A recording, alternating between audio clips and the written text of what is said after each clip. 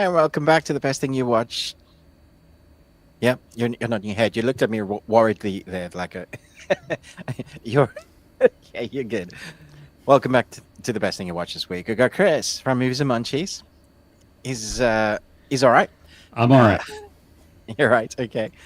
Ruben from the Ruben Tuesday, and I'm also all right. Hello to everybody joining us in the live stream. Thank you for so much for joining us here every week. So this is what we do. We talk about the best thing. We talk about something that's not quite the best thing. We have a Discord that is vibrant. You can check that out in our descriptions. That Chris Wine Listen and AJ and a bunch of others really are chatting through during the week. The latest episodes of Alien Earth or the latest movies have just come out. People giving their own reviews.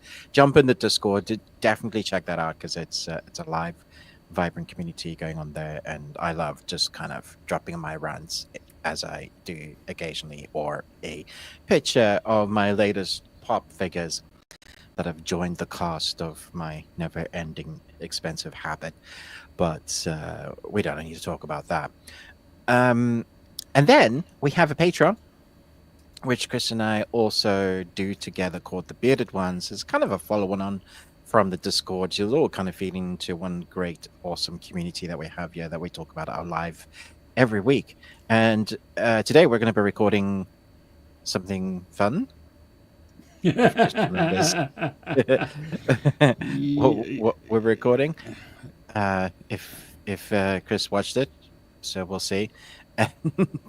Should have, yeah. If we're talking about the same movie, yeah. Okay. I think so. So and so for everybody that enjoys asking us to watch or getting us to review certain TV series or movies, you can do that there in the Patreon. You can get us whatever tier you want to join in and get us to watch a TV series or an anime or a movie, whatever is like kind of. But if you don't have like too many pences, you can join for £1 and watch all of the videos that everybody has asked us to review, or stuff that we've done together. It's like 120 videos there now, and there's ever expanding catalog of many things that every now and again something takes our fancy and we're like, hey, let's talk about this film. Or perhaps it's a film that we just didn't get to see at the cinema, it's come to streaming and we want to talk about it. It's a great place for us to share there as well. So that's what goes on there. Thank you for supporting us. Some people just support us because, and I've never watched a single video, they Elijah. just yes, Elijah, thanks.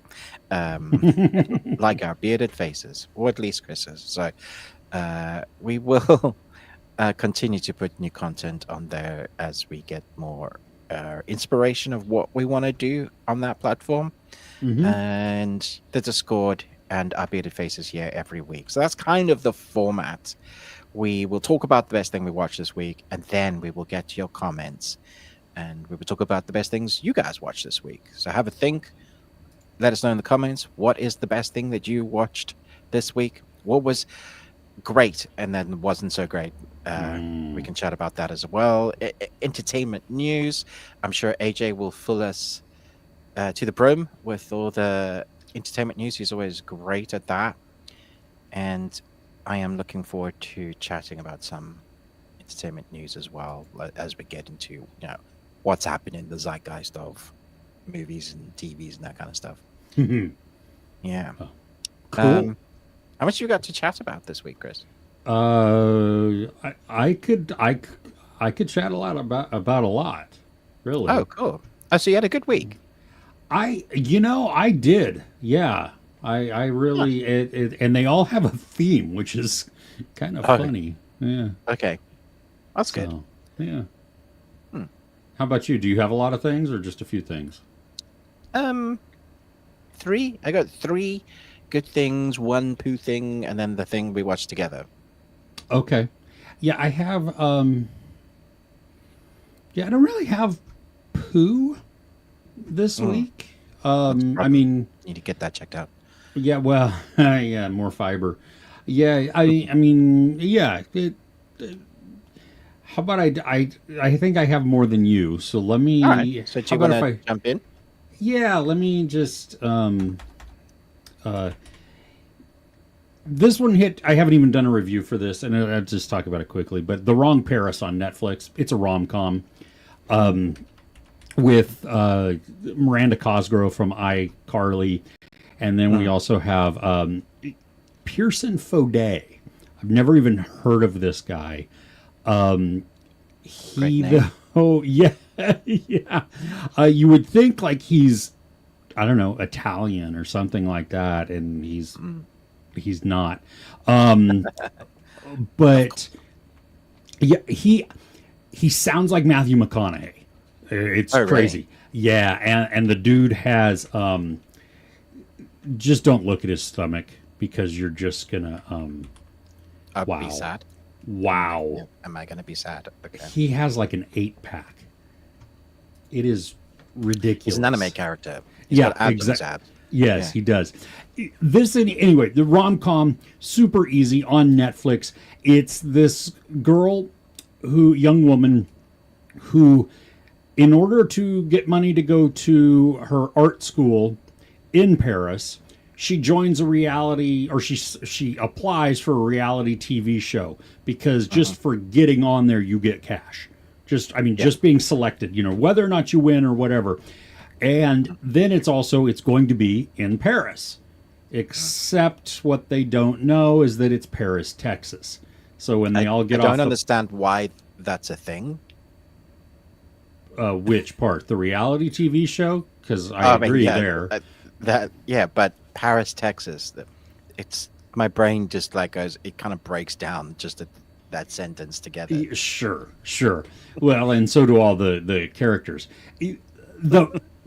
So there's good chemistry between Miranda Cosgrove and Pearson Faudet. They work really well. They're both just feel good, nice characters. Okay, perfect. There is there's really no conflict in this movie other than one brief thing, which you already know is going to happen at some point. Doesn't matter. It's minor. It's not like. I loved though that because this is framed around a reality TV show, they're making fun of reality TV in certain ways. They're showing, because we're seeing a lot of it from behind the scenes of what they're filming. And so you see all the gaffers and the sound people and just the crew running around or getting in the shot or having their camera in the wrong spot. Just the different mishaps from that. Yeah, it is. Yeah. It was it's a little longer than your normal 90-minute rom-com, but it was an easy watch. It was it was fun. I didn't really laugh out loud, but I chuckled a little bit. You know what I mean? I was amused. And it ends exactly how I want it to end. And so I'm good. It's like, this is, my bar for rom-coms. Down here. Yeah. This was, that. Yeah. This is better than a lot of them. It's not Love Hard, but it's creeping up towards Love Hard more so than like a Lindsay Lohan, or several of those, what was So that? many of those. The princess movies with Vanessa Hudgens. Like, I liked the first one, but then they just got progressively stupid. Anyway, if you need something easy and light this weekend, the Wrong Paris on Netflix, you don't even have to be paying attention all the time if you don't want to. It's one of those types of things where the plot is not deep, but beware, you might find yourself kind of hooked, I think. Wow. Yeah. Nice. Okay. Nice, easy watch. Yeah, Yep. I like those sometimes. Me too. So what you got? I got a documentary on Netflix as well, and it's about Charlie Sheen. It's 2 episodes of 1.5 hour each. It very easy to follow. It's like him sitting in a coffee booth with a cameraman and someone asking him questions about off camera, but you hear the audio voice. And it starts off with him just kind of chronicalizing his life from a young child to his, he growing up with his brothers, Emilio Steve's, his father, and like the first hour and a half is this kind of what we'd expect, really. Like you get to see the mess that his life became, and then the second half, you get to see more of the mess, and the reasons behind that. He doesn't shy away from answering the really tough questions. There's a there's a bit in the documentary where the camera guy or the presenter says, "Can we clear the room, please?" And so it's just him and the camera guy, and say, "Okay, are you going to answer the questions that you haven't ever answered before here on camera?" He said, "Yep, I'm ready for them. Let's go."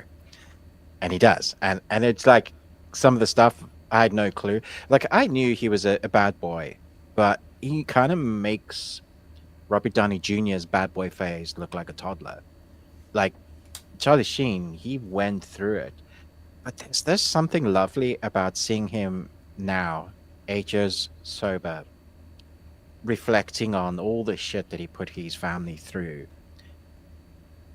owning it, like absolutely owning it, allowing the other interviewees to speak their mind, whether it's good or bad. And there's this beautiful tone of people that have stuck through with him in his, like, when he's addicted to drugs, when he's addicted to alcohol, all of that. Like his wife, one of his wives, has stuck with him, even though they're no longer married. She was there helping, looking after the kids that weren't even hers for over a year while he was going through drug stuff. There's like, and now he's on the other side, and he can be the parent that he needs to be, to be the dad, the person that his father always knew he'd be. The way that his father treated him, even though he was messing them about, was just love. That was what he was preaching. When his father was doing West Wing, he was doing Two and a Half Men, and they would do some scenes together on like Two and a Half Men. He would come and be a guest show, and there's moments that they cut into the documentary of those scenes that they did, kind of showcasing what this father and son could never really say. Well, it seemed like they could never really say to each other, but they said through scripting. It was so like, and hearing him reflect on what his father's parenting meant to him was amazing. I came away quite like moved. That makes me so happy to hear about Martin. Like, Oh, like he actually is the president, yeah. like from the West Wing. That the way he parented is amazing. Like, and it doesn't shy away from some of the stuff that he went through, alcoholism, like the first Apocalypse Now, I think, during that whole with his family with him, where he just lost his mind completely.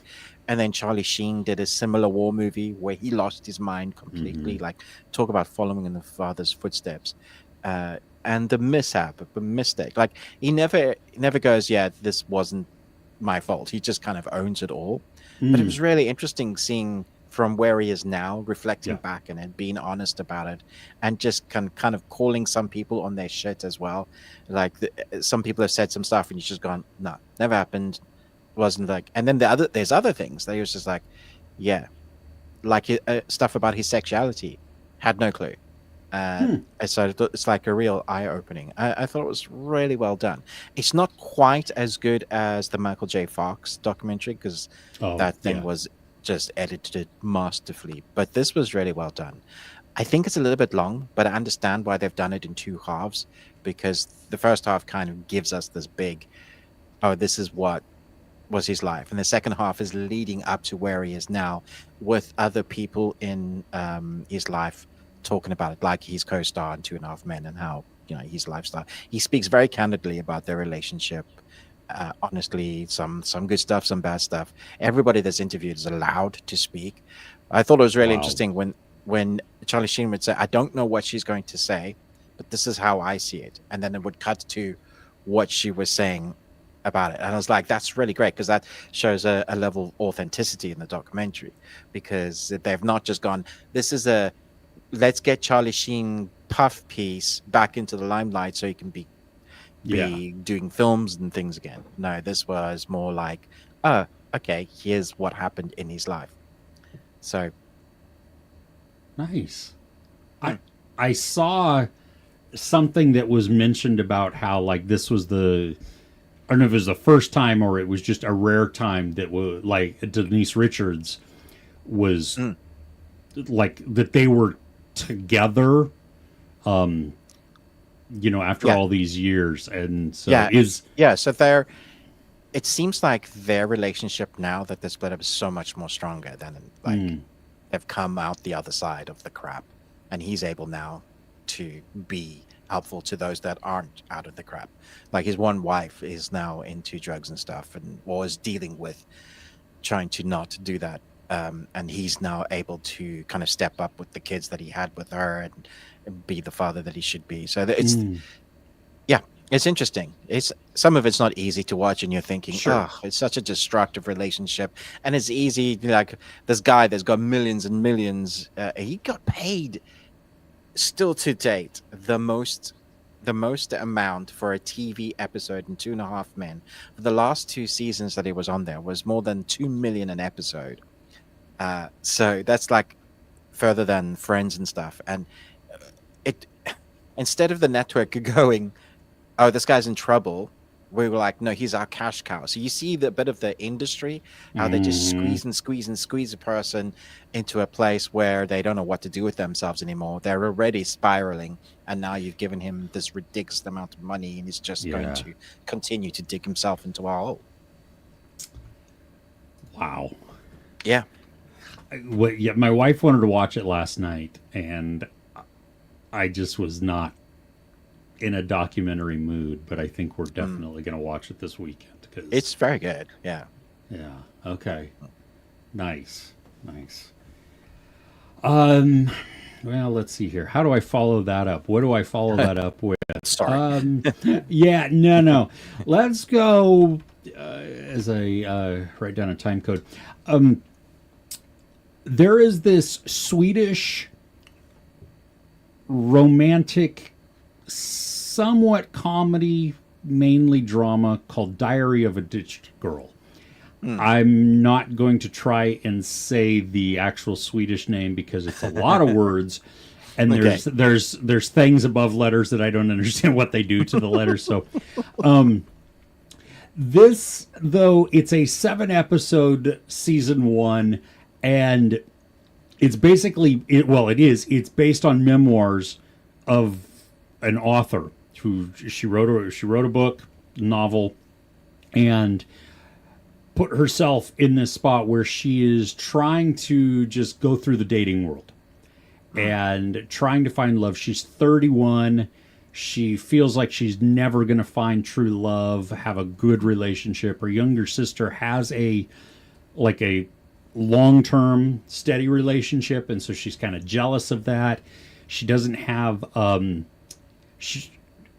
her mom is now like this free spirit type of thing, which kind of confuses Amanda is the main character, confuses Amanda's perception of things, because she, it's like, well, whatever, this is the person for right now or whatever. And so it's like, well, no, I want like lasting love. I don't want just, the fling. Her dad is, he's a douche. He's just a loser. Even though he's a nice guy, he's just absent and just wrong. And so you get to see that as the series goes along, and there's a lot of growth that happens and a lot of like these aha moments for her as she progresses through. But we watch a young woman making decisions, some just out of like loneliness, others you feel really bad for her because she pursues somebody or she finds somebody who seems like, you know what, this is a good solid guy. They click, they get along well. The guy seems like caring and genuine, and then he ghosts her. And you're like, why would you ghost her? What is, she begins to, well, she thinks automatically, what's wrong with me? Because it happens time and time and time again. And which then also affects her her own relationships as she, you know what I mean? Like what she that puts makes off. sense. Yeah. Right. It would. You would be timid. You would be guarded. You would be just skeptical. The whole thing. I mean, just looking to bail before somebody else does. And so there are. Shoot, my monitor's going to die in a second. It refreshes itself. Sorry, so I'm moving Windows now. But let's see. We get to watch her progress through this chunk of time in her life, and she learns some. And there's a good amount of like, I would not call this, it's more of a melancholy type of comedy, because there's in the first episode, she hooks up with this guy, and the sex scene is hilarious.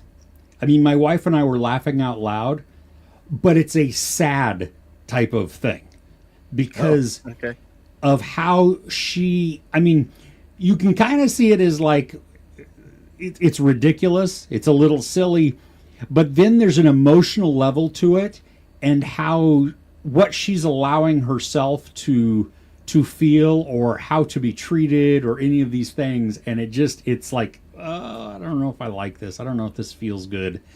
It ends on a cliffhanger, which is like it after all of this time, you know what I mean? You get to this point of her maybe finding somebody, and then we don't know what happens next. There's a conversation that begins, and it's like just done. And we're like, whoa, that's rude. What's going on? Especially because at first I thought this was a limited series. And I was like, holy crap, you can't do that. But it's not what it was. So hoping for season 2. It's short episodes. They're 35 minutes each. The first episode feels a little longer because you're getting all of the background, you're meeting all of the characters. But it's frenetic. It's a lot of, like, I enjoyed it as a whole.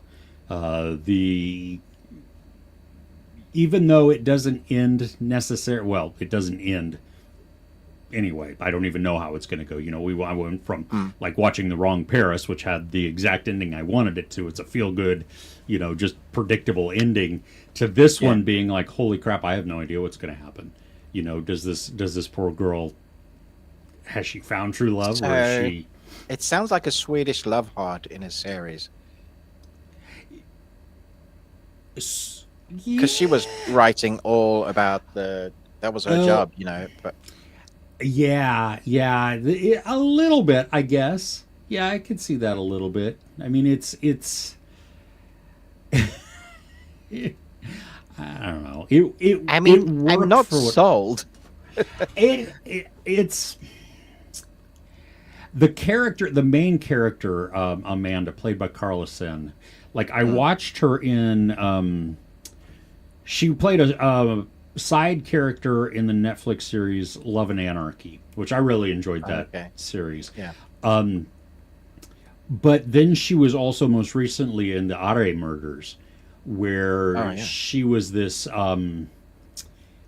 troubled, like, investigator who was kind of pushed into a little, like, out of the city for a while because of some sketchy, and she's on a break, like leave but then there's a murder that happens where she happens to be staying. Oh yeah, So I think I saw some of that. Yeah. yeah, it wasn't the best of series. I don't blame her for it. It's just overall, but she's good. I mean, you feel sympathy for her at times, but sometimes she's her own worst enemy also, which makes it entertaining to watch because you can Okay. feel these groaning moments of like, oh my gosh, stop. No, you know better than that. Don't do that. Or Does you the are better than this. does the Uh, Swedish culture play any part in it?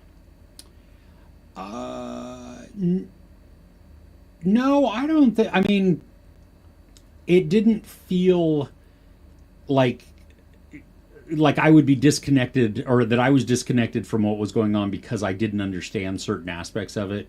I mean, Yeah, I was just thinking what makes it unique as a Swedish series because it is we gravitate towards like multicultural content, and so that often piques our interest more.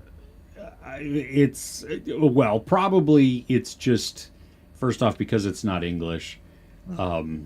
so it's automatically like, oh, this is better. Um, I, yeah, I'm trying to think. Is there another like a series that I've watched that would be like this? I imagine Sex in the City might be a little bit like this. I never watched that Okay. show, so Yeah. I don't know. But that would be Gossip kind Girl? of. I didn't watch that either. But isn't that a mystery? Doesn't that turn into like a mystery? Gossip Girl? Don't think so. I don't Okay, know. I don't know. Maybe. Oh, okay, I don't know either. So it's more of just the person in the dating world who's not really finding what they're looking for, even though they're really trying to look. You know what I mean? And so So it's it's not comedy. It's drama, but has funny moments.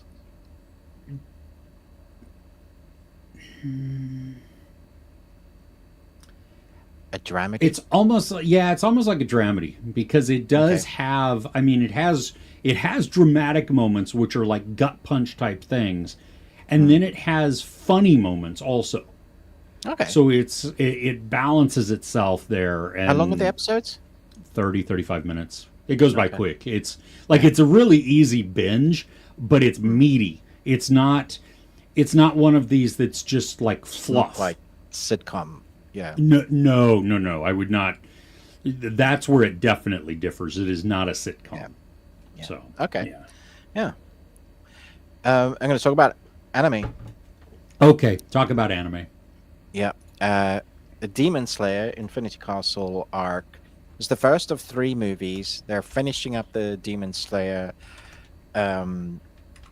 story because this is where the Demon Slayer ends, or Kimetsu no Yaiba, however if you prefer the Japanese title. And so instead of just giving us another anime series, they're like they've done before with one of their arcs where we had Mugen Train, and that did incredibly well. And everybody was really like impressed with what they did there. Was up there for some awards. Like Mugen Train, this one is being pushed forward hard for Oscar time when it comes to animated feature, and it deserves it. It's crazy long for like an animated film. It's 2.5 hours. Whoa. Yeah. There's a fight sequence in here that's like 40 minutes long, nonstop. Just insane. We pick up where the last episode finishes, like almost from that moment, and the shit was hitting the fan. All of our demon slayers are in another place, basically called the Infinity Castle, where it's like a void within itself, like a sub dimension where demons exist, and it's just a castle inside like a square in a space that they've created, and all the good guys are stuck in there, and like they're easily maybe 10,000 to 1, so they're outnumbered Wow. by Yeah. a lot. Thankfully, the demon slayers that have been caught in the trap are fairly powerful, but the whole story is they're trying to get to the head demon hunter before he basically wakes up to his ultimate form. which is a very anime thing to do. The thing I loved about Mugen Train was it introduced a character that I'd not seen before, made me love that character, and then killed that character. Oh, It just absolutely gutted, and they managed to do that in the space of one film. They also introduced me to a bad guy that at the end of the film I hated, like hated. This film does that, helps us go, remember when? And here's these characters that are super, super powerful, and then spends about an hour giving us backstory to the bad guys. And I'm like, why don't make me like the bad guys. I don't want to feel anything for them. They're so evil and bad. So you get like the first hour of this anime basically shows where our team has been split up because they're inside this castle and they're all trying to survive and take down the big strong bad guys. We get some incredible fight scenes with the score and sound design that just enhances that. Like, it's brilliant, the sort of stuff that you want to go to cinema for, because the walls are vibrating with some of that, the clangs and the amazing score, like just kicking in at the right moment. You get to see all the fight sequences, like they show you what's going on, even though sometimes it's like chaos on screen. And then we get to, just as like we're getting to the crux and the big fights are happening, we spend the next hour on developing a villain.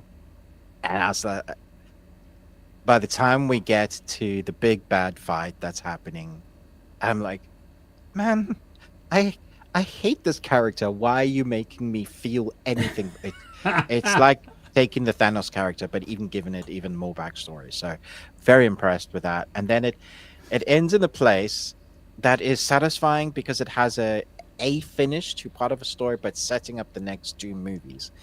Unfortunately, the next movie isn't going to be out until like late 2027. So it's not coming out next year, it's the year after. But you can understand it because you see how much effort they've put into the animation. It's mental. Like, to quote the cool kids, they didn't have to go this hard. It's I, I was like, I was expecting it to be good because I'd heard of the hype, but I wasn't expecting it to be as good as it was. And I'm hankering at the bits to go again, because I want to see it in the cinema again, because it was a special. It was like I felt like I was watching something special, sort of that vibe that you get when you're watching a movie like Sinners for the first time. I got the, like, this is awesome. This is great. Did you see it as a dub or is it subtitled? Original language, yeah, subtitles. Nice. And I totally forgot. 2 minutes in, I was like, oh yeah, it's just flowing over my eyes, and I'm like, give me more. Nice. Yeah, it's here, I guess, in certain areas it's playing in IMAX. Oh, I would love to see that in IMAX. That would be so good. That has got to be just insane, right? Wow. Cool. Okay. I'm glad you had fun with it. I'm glad it paid off. Yeah, I mean, it was so wonderful to see the demographic as well. It was like young teens to like 60, 70. It was just over the spectrum, and it was 3/4 full, and it was what was it, 12 o'clock, like midday on a Friday. So wow, like it could, because it's a really popular anime, so it could have been that people were like taking the day off. I'm gonna go watch this, and I'm like, I get it, man. This one was awesome. So that's great. If you were wondering, like, should I go and watch this one at the cinema? If you're a fan of the anime, definitely, put this on your list. Cool. Okay. Let's see. There's a Prime series that came out this week, and luckily it's all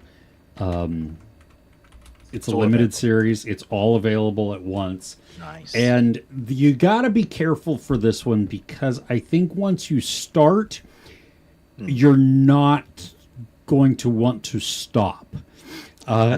It's called The Girlfriend, and it stars Robin Wright and Olivia Cooke. And it's told from two different perspectives.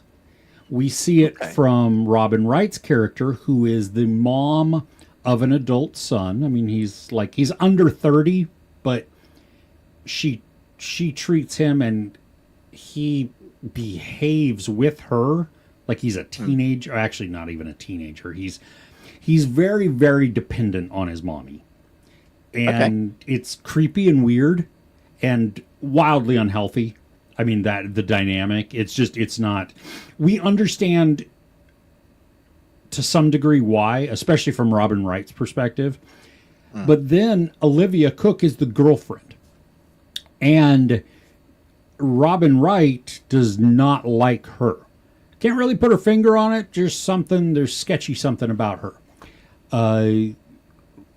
And so then as we watch this play out, we see events from Robin Wright's perspective. And so we'll watch like 30 minutes of this, and it tells you right at the beginning whose perspective you're watching it from. And then we'll watch it again from the other side. And we'll watch it from Olivia Cooke's perspective. And you get to see how some things are exactly the same, and then some words are different.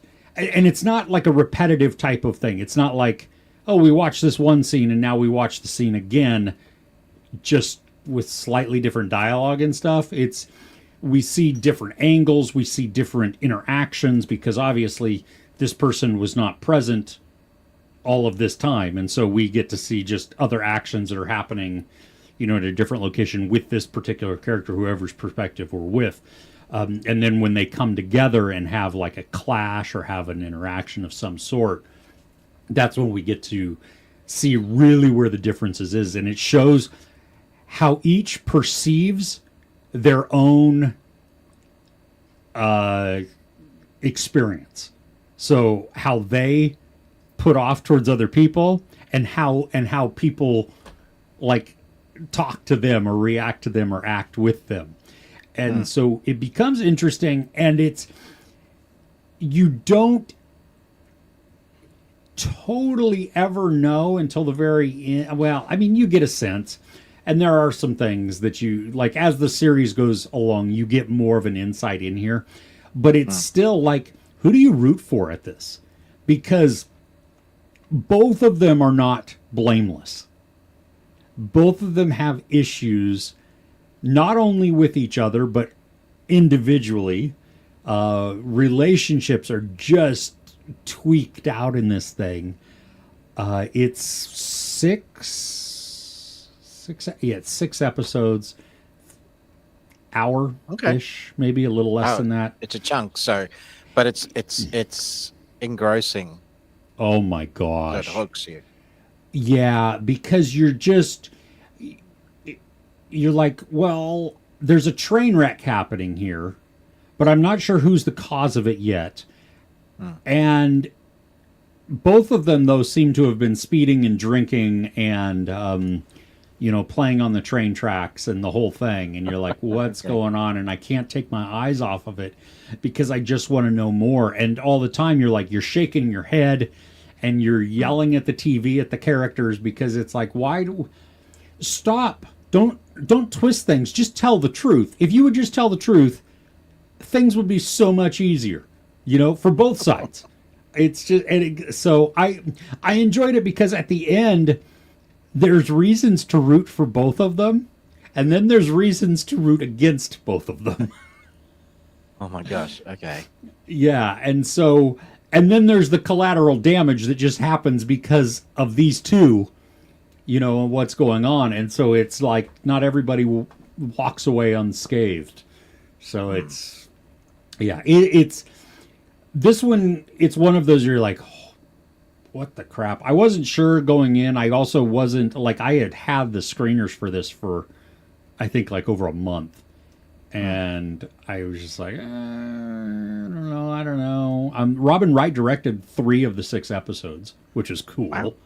Okay. So yeah, it's definitely give it a watch, but just make sure you have some chunks of time carved out, because I think once once you're in, after like maybe an episode, maybe 2 episodes, you're like, okay, I gotta know where this is going. And you can kind of tell where it's going, and you're like, I don't think I want it to go this way, but yeah, I do. I really want it to go this way because I want to see it. Nice. I will definitely put this on my list, but I'm not going to start watching it at 10 o'clock at night. Cause, No, don't do that. Yeah, I will be tired. Yeah. I'm going to talk about something you talked about last week, but so I'll just talk about it quickly. The Long Walk, the Stephen King short, now a movie. It's exactly what it says on the tin. Yep. But while you're watching, you don't want it to be. Does that make sense? Mm-hmm. It's the sort of movie that you don't want to happen, but you know what's going to happen is going to happen. Mark Hamill plays a great major, menacing character. I like him in this kind of role. I want to see him do more. Kind of beard, authoritarian. Does it very well. I like the fact that you aren't told much about this Earth or this world, what history it is. You kind of get a sense of when it is, and you get to piece together through what you're seeing as they're walking as to what's going on. So a little bit of dialogues like, it's a war, there's a reason why we do this, stuff happening around them, signs, people, poverty, that kind of stuff. You piece together. So the film is intelligent that way. So even though it's just a film about walking, it's about everything that's going on and the reason why they're walking. And all the actors, I thought, were phenomenal. Like, there are some that you love to hate. There's some that you are just wanting to, and there are some that you're wanting to not be there, and you're wondering why they chose to be there. But the story kind of explains why they're there. It's very Hunger Games like that, but it's the conversations with these young men that happen along the way that makes you fall in love with the characters, which is devastating to a film where there can only be one winner. So, yeah, except there's like 10,000 of them. Yeah, how can there only be one if there's 10,000 of you? Anyway, there. Yeah, I don't know how much rewatchability this film has. I think that's the biggest. Like, thinking that if I would go back to watch it, the mystery isn't there anymore. So then it's the enjoyment of the story. But because I know what happens at the end, I'm like, yeah, great film. Doesn't mean that you shouldn't go and watch it. If you want something that's devastatingly beautiful, has something to say, then definitely watch that. But I would also say maybe go home, talk about it with whoever you watched it with, or and then maybe have a palate cleanser for something a little happier, because it's very relevant to what's happening on our planet right now. That's why I loved it. That it's the book is kind of set in the 60s, during Vietnam, and that's what the aesthetic is in the movie. But that it doesn't state it, so it could really be timeless. You know what I mean? Like, if you look at the Hunger Games, they look kind of like they're in the 40s, right? Their clothing and everything else. Yeah, so it could. The book maybe states that it's in there, but there's more going on with, like, in the movie at least, about like stuff that's happening, because that obviously didn't happen. So. I loved the dialogue in this. It was just, I mean, because you're right on the tin. It's exactly what it is, and they tell you right off the bat, you're going to walk until only one of you is left. Okay, there's no more mystery in this, right? I mean, Yeah. other than who is going to be the person who's going to die first, who's going to. Though there were so many different moments in this where it's like you almost just block out the scenery and everything else because it's the dialogue between the characters where they are saying so much and it's so impacting because of the emotional weight or the wisdom or even the berating, any of these things that happens, and it's like, oh. So that's why it stuck with me. I mean, like, I was all throughout the week, I was just thinking on it. Like, I couldn't get it out of my head because of how haunting it really was. Yep. It stays with you. You think Yeah. about it. You're like, Cool. Well, Go I'm team. glad you. I'm glad. I'm glad you saw it. no, I was really looking forward to it, and I knew what it was. It's a beautiful looking film as well. Like shots. Do you think how many different shots can you have of people walking in a line on a road? But the way it's filmed, it's harrowing, and like I said, it's beautifully haunting. I think that's Yeah, they get to that one point during one of the nights. yeah. Mm. Yeah, it's so tough because it's coming. Well, no, like I I have said, I have to give them kudos. Some of the deaths don't shy away from it all. You just see it point blank. And I was like, holy hell, I was not expecting that. Yeah. yeah. Well, and I had compared it to like Titanic in my review because what happens to the boat in Titanic. It's they don't That's why I don't retcon. watch the last few minutes of the Titanic anymore. Well, fair enough. But I mean, it doesn't. Knowing what's coming made the drama before it even more so. Because we know, which I think is like there's a tragicness to this story where you have these people who, if you wanted to preserve your mentality and just your own best interest, you would not interact with people around you. You know what I mean? Stick to yourself. Don't talk to anybody. Don't make friends. Just plug along, because if you make friends, well, at some point, one of you is gonna. What happens if it comes down to the two of you? Then what? So I just, knowing it didn't bother me at all. I loved it because of the tension that it created. Yeah, So, I agree. Cool. Okay, I have one more really quickly. Okay. Yep. It's called The Dead Girls or Las Muertas. It's on Netflix. It's a Spanish, no, excuse me, it's a Mexican drama, and it's based on true events, but then also highly dramatized. So. Okay. Which didn't bother me. I mean, I'm not watching it for a documentary. You know what I mean? I'm watching this Yeah. because it's whatever.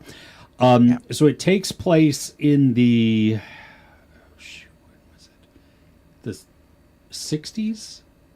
Okay. I don't remember. Something in and yeah, it's these two sisters.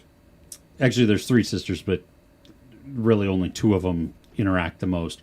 The older one has a thriving brothel business, and she brings in her younger sister to help run it. Right. And they're called, like in the beginning of the thing, like some of Mexico's worst serial killers. And you're like, Oh. How? I- What? yeah, well, and over the course of the story, a lot of people die. Right. But it's interesting because you watch it and it's like, well, I mean, I'm not sure, did that person, I'm not going to spoil the mystery portion of that. I don't think calling them serial killers though is necessarily accurate. Right. I was going to say, because if they're killing off their clients, that's a really bad business model. Yeah, that doesn't work at all, right? No. That's yeah. There's the thing that really worked for me though is that the music in this, the score, and then a lot of the filmmaking felt like an old noir. Felt like I was watching a movie from the 30s and the 40s. Like especially the music.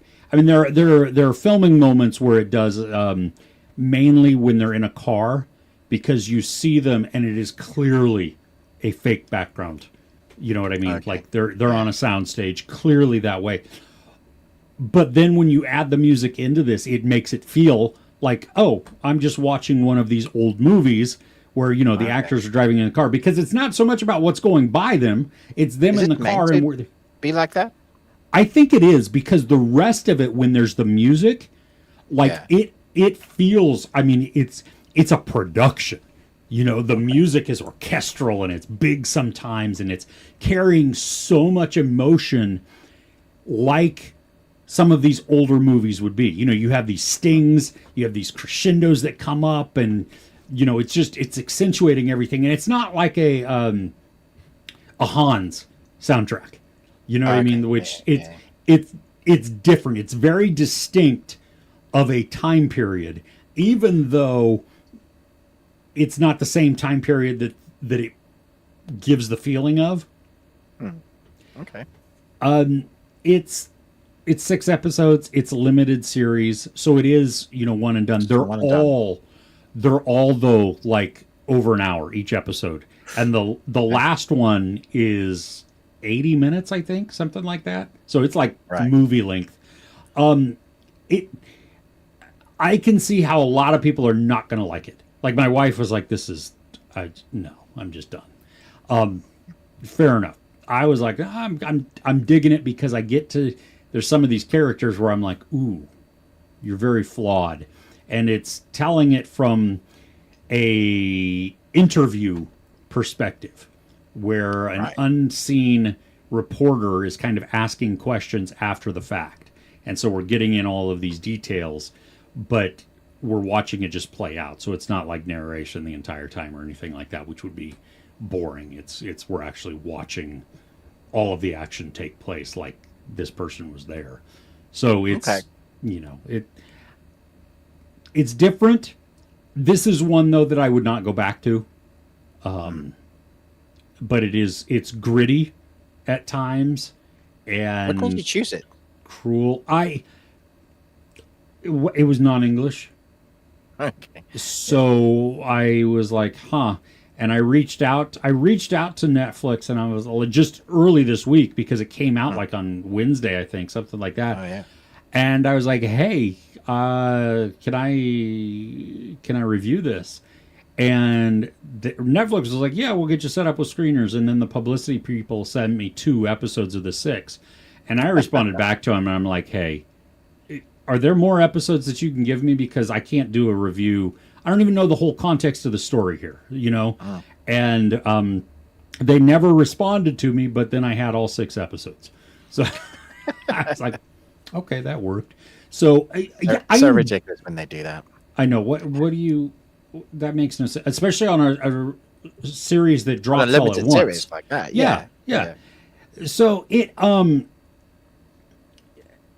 it's a good one-time watch because it's like, you know, it's crime thriller, you know, with that noirish type of feeling. Does it have a satisfying ending? Yes and no. I mean, it has a fitting ending, I think, but it's also, justice does not always mean... That's not really what I mean. It's like... Oh, does the story have a conclusion? Yes, it has a conclusion to it. Absolutely. Yeah. It resolves itself. There's nothing left hanging. It's none of that. It's... Nice. Okay. This is... Yeah. You know, and they end, what I really loved at the very end is you get real photographs. Ooh, okay. From, I do like that. I love from the time and stuff. Yeah. Yeah. So yeah. Nice. All right. talk about my poo? Yes. It's a little bit soft. Okay. 'Cause Should you go to the? I had some sweets. No, I normally have like soft poo, but like this was softer because That's too much I information. I had I like didn't. No. Maltesers and popcorn, and it was just not a good mix. Yeah. Okay. And we have 0 people watching now. Oh look, everybody's come. Wolf Kings season 2, an animated series, came out on Netflix. Now, it wouldn't be my poo because actually I really enjoyed it. 8 episodes, about 20 minutes piece, easy to go Okay. get through. I love animation. It's a nice way to get your really young viewers, like 8 to 12 maybe, like tipping their toes into something a little bit darker. It's lore, it's were lore.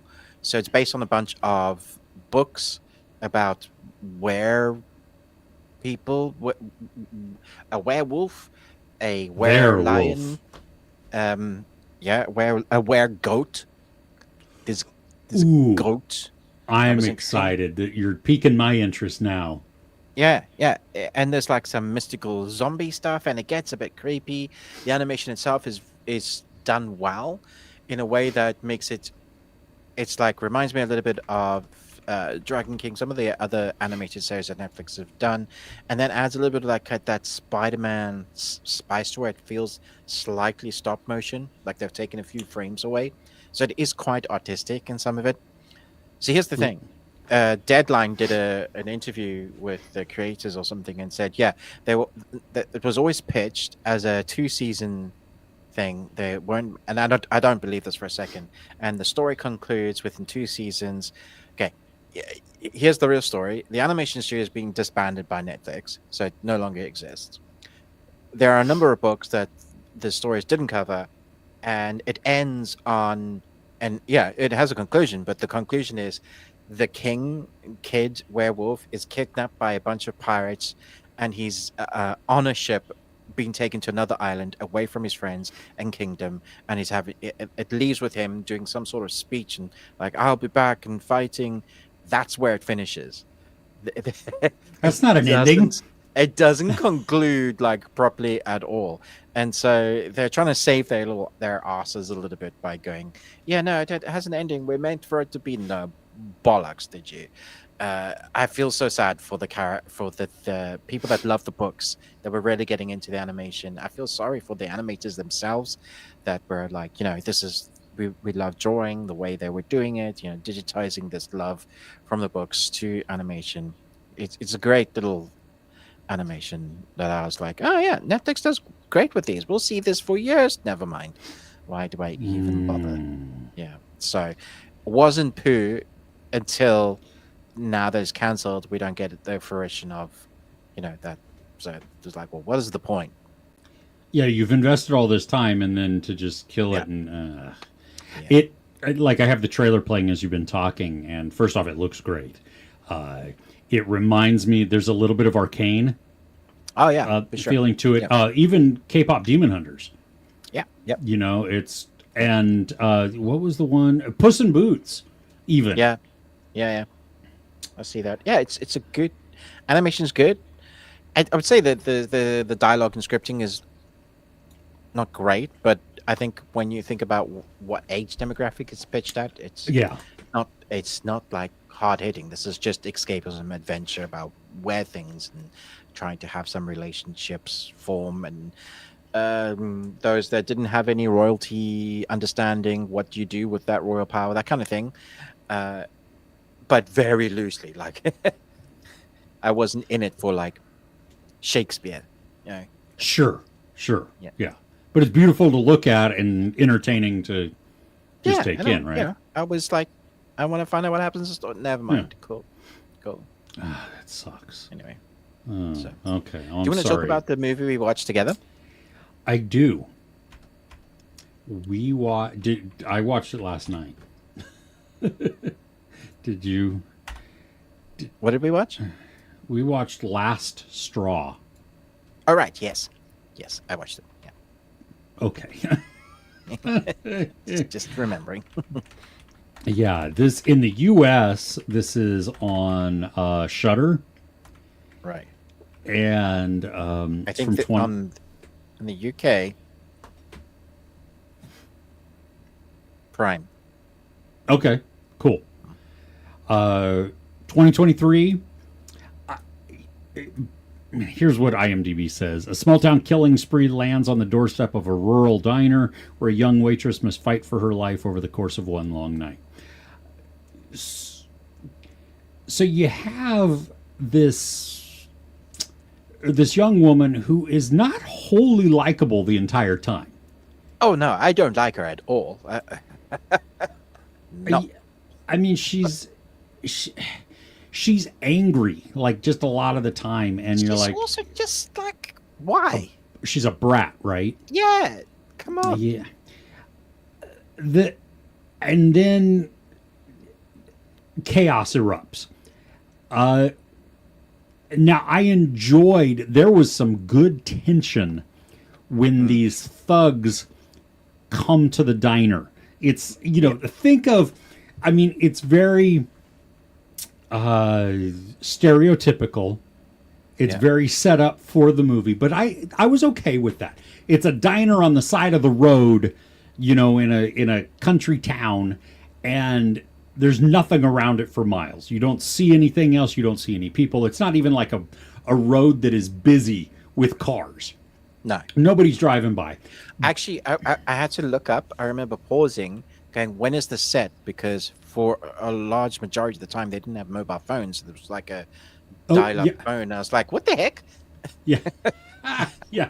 Which that actually may have been made it had they removed the cell phone aspect, but then it prevented something else from happening a little bit. So anyway, I mean, I kind of, you know what I mean? Like that would have been a fun twist on that to make it set earlier. Yeah. But when these thugs show up, and she's alone at night at the diner, she's the only person there working, and nobody's there, and that became creepy and a little bit adrenaline filled. Yeah. And then the story did something that, for me, broke every bit of tension. And had to rebuild it again. And that's shifts perspective. See, the bit that I think you're talking about, I thought was really good, because I was like, this film's generic as heck. If it's just this, then it's just like, I've seen this done a billion times. Yeah. But it takes the thing and it goes, hey, what about this? And I was like, oh, okay, that's different. Like, I appreciated the twist of it. It was the breaking of the story. Like, we literally, she's being. No, I agree, because it's almost like watching it again. Yeah. We reset almost, and so that for me, that was the downer part, because I was like, I'm like, oh my gosh, you're getting us up to this climax, and it's building, and it's freaky. I mean, it is generic. I mean, it's very predictable in this thing, but I also appreciate how they change things. Cool, but just to have it then break that a little bit, you know what I mean, and have it stop down for a second to show me something different. While the something different works, it's the pausing of the tension and the anxiety that.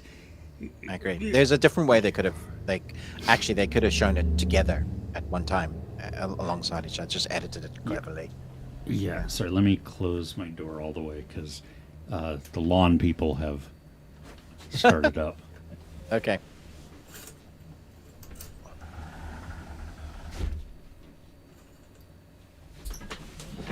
All right. But what did you think about it otherwise? Like, what did you... Someone died in it that I think shouldn't have died in it. Yeah. I was like, really?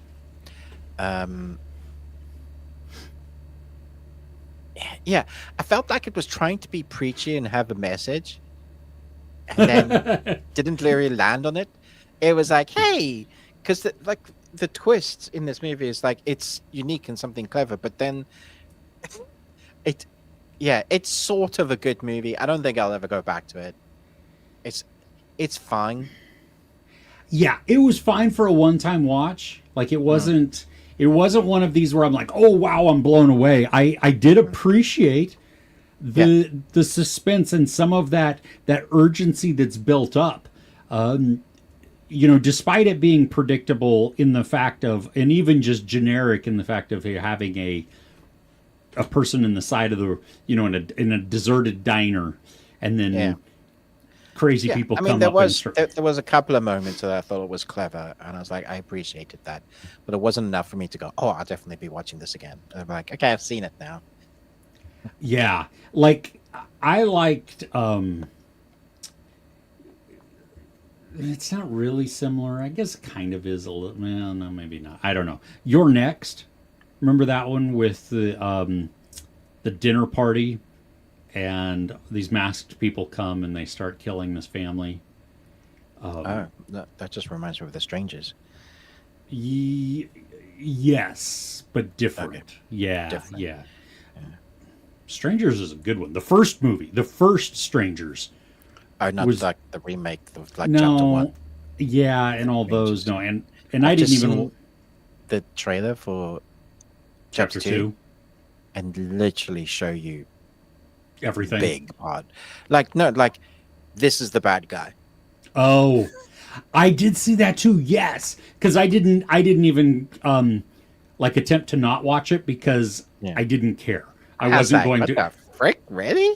Yeah, I know, right? Why Okay. would you? I don't understand that at all. Because the first Strangers was so effective because I'm not sure they ever speak, and we never see their face. Yeah, that's the whole point. Yeah. Yeah, they're unknown killers. That is freaky as hell. So Anyway, yeah. What are we talking about? Last Straw. Last Straw. Yeah. Don't watch this. There are better movies than this one in the same genre. That's would be my takeaway. Yes, I would not. I would not recommend this, even though it was It was fun. okay. Yeah. Yeah. Cool. Cool. Should we go to the comments? Yes. Let me write down our time code so we can say hi to everybody. Sweet. Okay. Let's see here. We're. How far are we back? Well, we're an hour and 11 minutes back, but we have 94 comments. So Okay. If you really want your comment read, because we're not going to do a 4-hour stream, hit us up with one of the super chats or something. Just get your comment highlighted. Other than that, we're going to steadily work through what you guys have been watching. I'm excited to say hello to everybody. yes. Yeah, so hello, everybody. Hello, everybody. Okay, we're done. No, Crochet Wild and Listen. Hey there, we're glad you're here. And the cat with the frogs, love it. Oh my gosh. That's great. I don't know why, but that's okay. Hey, Power Plant, good to see you here. Talking about fine. Wednesday season 2 part 2 was fine. Does what it needed to do. Okay, it filled what it needed to be. Power Plant also watched episode 1 of Task. Oh, Task is wonderful. Have you haven't started this, have you, Ruben? I'm not going to until I think like it's almost all out because I think I want to watch it all together. That is a great way to watch it. I mean, it's chunky, and because it's meaty, and each of the episodes is so like just filled with drama and tragedy and everything. Like, I can see how people, it's a satisfying weekly watch, but there's so much character development that happens in this, and you're just, it's gonna, Anyway, at least on premise alone, talking about Task. Yeah, there's a little bit of a dope thief in there, but yeah, Mayor of Easttown also, because that's how That's the same Task. creator, wasn't It is, yeah. And I've actually started rewatching Mare of Easttown also, and it's. I mean, first off, Kate Winslet and Evan. What's his name? Evan Peterson. What's his name? I was going to say Peters, yeah. Evan Peters, yeah, from Quicksilver. Oh yeah, that guy. Yeah, you know who I'm talking about. Maybe it is. Is it Evan Peters? I'm looking it up because it's bothering me now. Why isn't he listed on the front? Oh gosh. Anyway, well, somebody will correct me at some point. We're really behind in the comments, but let's see. AJ's here too. Hey, happy Saturday. Every time I see AJ's picture, I get the song "I'm a Punk Rocker, Yes I Am" stuck in my head. Why? Because that's like one of the main theme songs in the Superman movie. Oh, yeah, cool. And that's AJ's picture is Superman and Superman. Yes, yeah. Crypto. Yeah, cool. Okay. Yeah. Task can't keep on the pressure. I'll just tell you that right there. Yeah. Crochet One, listen, watch Foundation Season 3, and then Ready Player One. Ooh. Nice. That is. Foundation was renewed, wasn't it, for Season 4? Just recent? Was it? I think so. Oh, I think it was renewed, but it's not by the same creator. I think Esgoy has left, and it's a shorter season, so I don't have high hopes that it's going to be great. Okay. Wonder if they're just going to wrap it up. Yeah. I mean, that's at least good, isn't it? Yeah. Yeah, well, yeah, if they can wrap it up. If it's done well. Because, I mean, Game of Thrones wrapped it up. Yes, they did. So, yes, they did. Yeah. They wrapped it up so well that nobody wants to buy the Blu-ray complete box set anymore because they don't want to watch the last season. So funny. Crochet Wanlison had a slow watch week. Oh, that's okay. That's okay. Conclusion of Strange New Worlds. Oh, season 3. Okay. Have you finished Strange New Worlds, Ruben? No? Okay.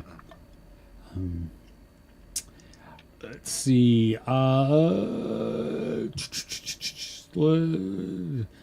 Keeping up on Alien Earth and Peacemaker with everybody in the Discord. Oh, that's cool. Nice. I just finished. What did I finished episode 4, watched episode 5, began episode 6. Gotta say, the creepy alien eye is becoming one of my favorite characters. Yeah. I don't know what that is. So, yeah. Okay. Hey. Hal and Harper 2. I haven't watched that. I am glad though. It makes me happy. Like Crochet Wild Listen is not a fan of Peacemaker, but is hanging out with everybody to watch. It's hanging out with everybody. Yeah, that's cool. That's great. And that's right there the reason to join the Discord, because of the community and just the friendships that are built there. I think that's really, really cool. So Alien Earth, I am still behind. I need to watch episode 4 still. I think I've only watched the first 3. So yeah. Nice. Is this a new background? I get what, maybe? I don't know. Well, for me, yes. I mean, yeah, because he says I missed the last few streams. So okay. Yeah, your entire set is. Yes, I had a studio built, so, and that makes it sound like it's some high tech thing. It's not. It's a box. I had a room built in my backyard, so that's it's a sweat shed. Yeah, right now it is. Yes, it is. It has raised 10 degrees since I've been in here. I'll give it a little bit more time, and if the lawn people have finally gone, then I'll open back up the door a little bit to give some breathing. But do we think Weapons has a chance to win any Oscars? Seen it 3 times. Wow. Yeah, it did just drop so that you can buy it on digital. No, it's not actually that good. So no.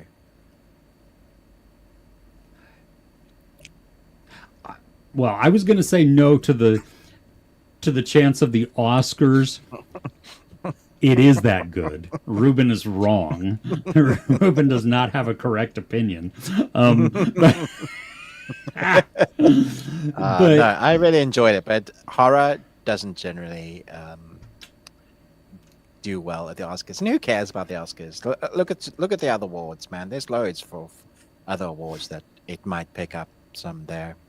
As long as you enjoyed it, you went to see it 3 times, and now you own it. That's what matters. The people, the audience.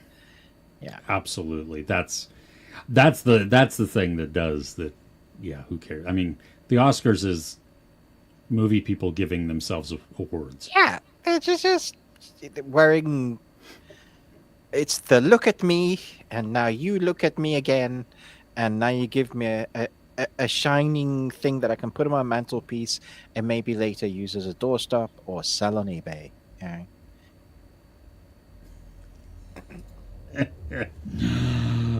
Thomas, hey, you watched Downton Abbey, the finale there, Rabbit Trap.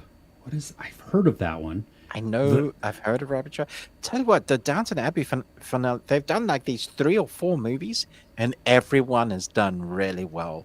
And like written well, the cast comes back, everybody, like audience and critics go, these are great movies. It's crazy. I saw the first movie. Yeah, I did. That was in. Yeah. Like I enjoy, and I'd never watched the series, so I didn't even know what I was going into. It didn't really matter. I more so went because my wife was watching the show and really wanted to see it. And I was like, oh yeah, that's cool. And I enjoyed the movie. I thought it was great. I thought it was really well done. It was engaging. Reminded me a little bit of Gosford Park without the mystery. Yeah. So yeah, no, that's good. Rabbit Trap is the one with Dev Patel. Oh yeah. No, I wanted to see that. I didn't realize that had come out. Okay. Yeah, definitely not come out around me. So Thomas had like, these are all at the theater. This is crazy.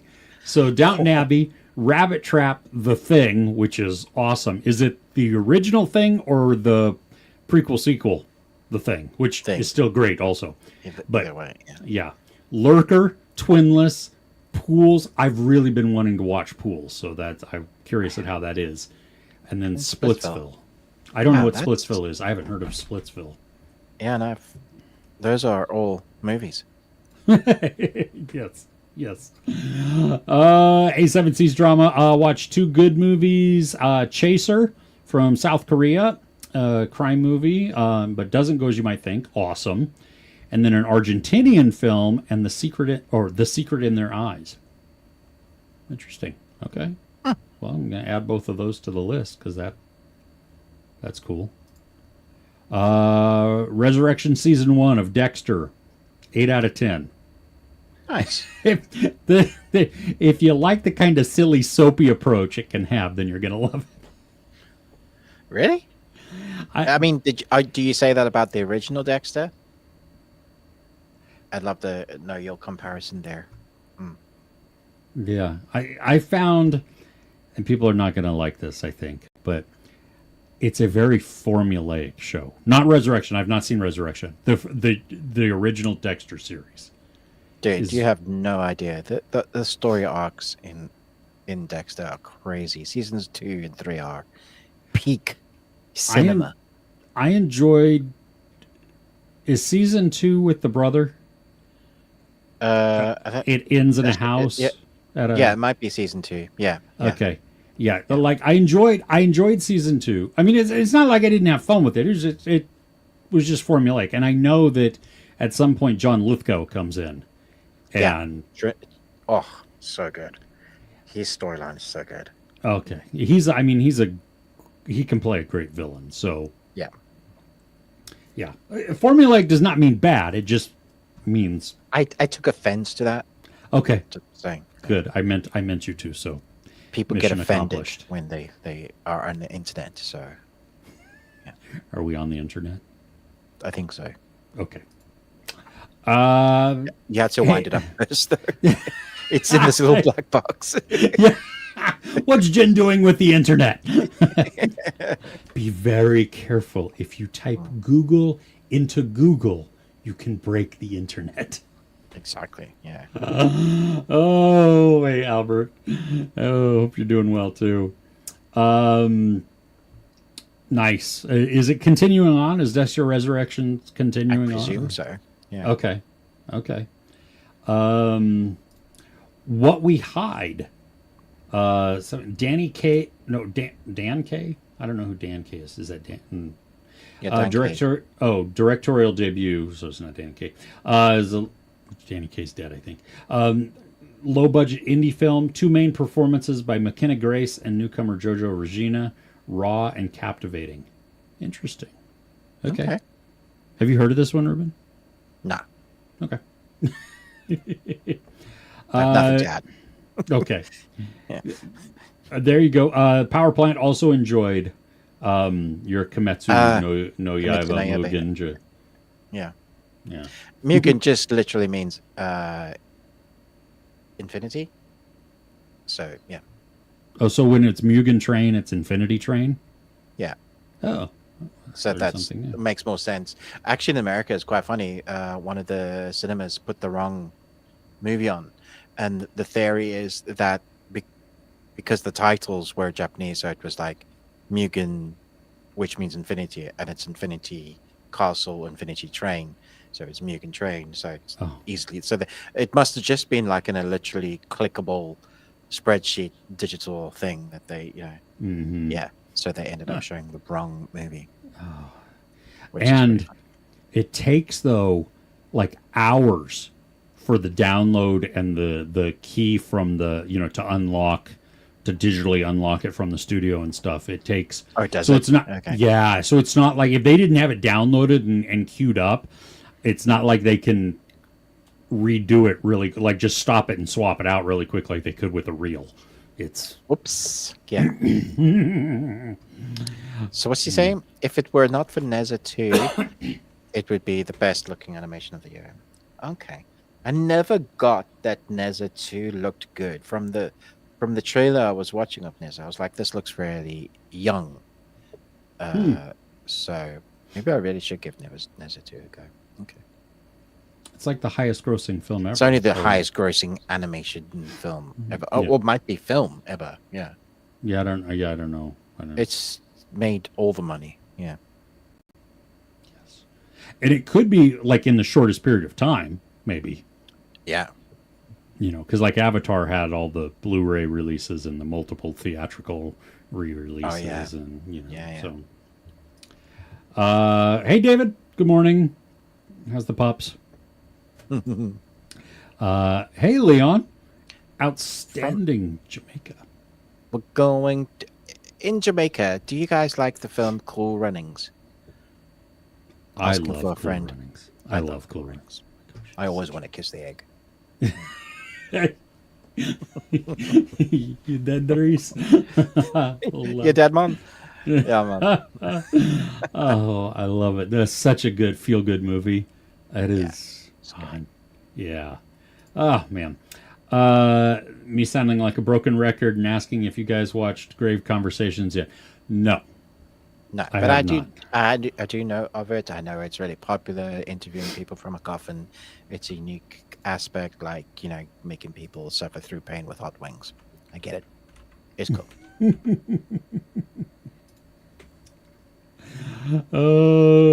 About anime and cinema, when I watched Attack on Titan last year, the audience was from late teen to their 60s. Nice. That's cool. Yeah, that demographic, like I said, it's so odd. I mean, odd in a good way. Like, anime's properly in the zeitgeist now, where it's okay to watch cartoons, because you still get some fuddy-duddies that are like, grown man watching cartoons. What? That makes no sense. No. Getting to watch films like in Japan, like anime are the best. Everyone is quiet. Bad part is you are expected to sit through the full credits. I don't mind sitting through the credits, unless I'm like busting for the loo. But like reading the credits for me is like acknowledging the people that made the film. I mean, I guess you're showing them that you love that what they made by watching the movie. True. You spent your money. Yeah, I always wait because there might be a There might mid be or some post credits. Yeah. You see, what I do is like when the credits run, I Google it. end credits. Nothing. Bye. Yeah, we do that to everybody too, but sometimes it's wrong. The internet lies. I'm like, What? Yeah. So, yeah, not often, but Internet lies. we like it when the chat is full and active too. That's awesome. Best flavor of ice cream? Yes. You don't like mint ice cream. I but don't, you will and I eat it begrudgingly. Yes, my family was mad at me because I ran out of my ice cream, and so I started eating out of the carton the mint chocolate chip because that was the only one left, and I was complaining about it the entire time. Wow. Yeah, but I won't eat pistachio. Not a big fan of spumoni because of the weird fruit chunks in it. I don't like things with like peanuts in them, or walnuts or pecans or any type of nut. And I don't want you to nut in my ice cream either. What about you, Ruben? What's your favorite kind of ice cream? Bubble gum. Really? Yeah. The blue kind? Yeah, the blue kind. That I don't know. That's my favorite. That I just have fond memories of, like bubble gum, Coke floats with that kind of thing, just completely killing your diabetes. That is a lot of flavors going on there. Oh yeah. I normally like mint. Mint's good. It's like eating chalk with a peppermint leaf. Mint doesn't taste anything like chalk, dude. It has the texture of chalk. Well, ice cream, no. There is one though. There's one brand. Is it Alden's? I think Tillamook's not bad, but Alden's. I don't know what they do to their ice cream because it is creamy, and I actually, despite the taste, I hate the taste, but the texture of their mint chocolate chip is wonderful. So that is not like chalk. Still disgusting though because it's mint.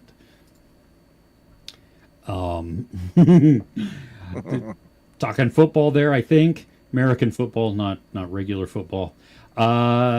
Some don't care about reactions to screenings for movies, but one battle after another has tons of critics raving about it. Not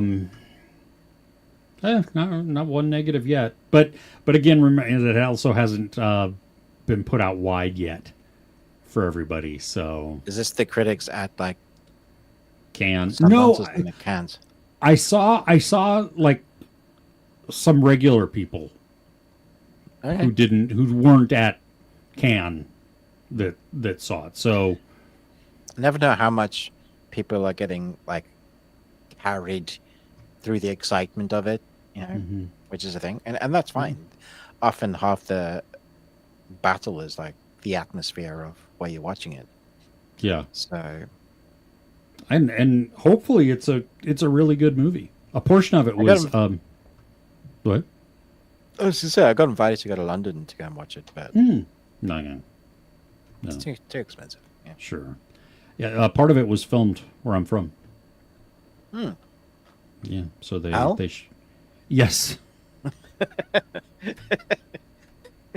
Wow, without missing a beat either. Wow. Good. Sorry. Wow. No, you're not. That was good. You're not sorry. Otherwise, you wouldn't have said it. I'm not sorry. Yeah, no. Sorry. So Power Plant answering about ice cream. Of the usual flavors, it's mint chip. Find it refreshing, and the mint cuts through the fattiness. Fattiness? I'm confused at that comment. I am too. What kind of ice cream are you eating that is fatty? Yeah, that's like weird. that makes it sound chewy. Yeah.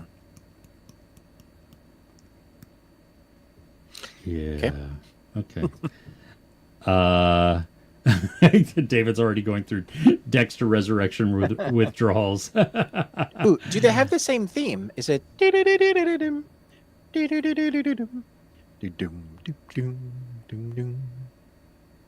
Just asking. Well, friend.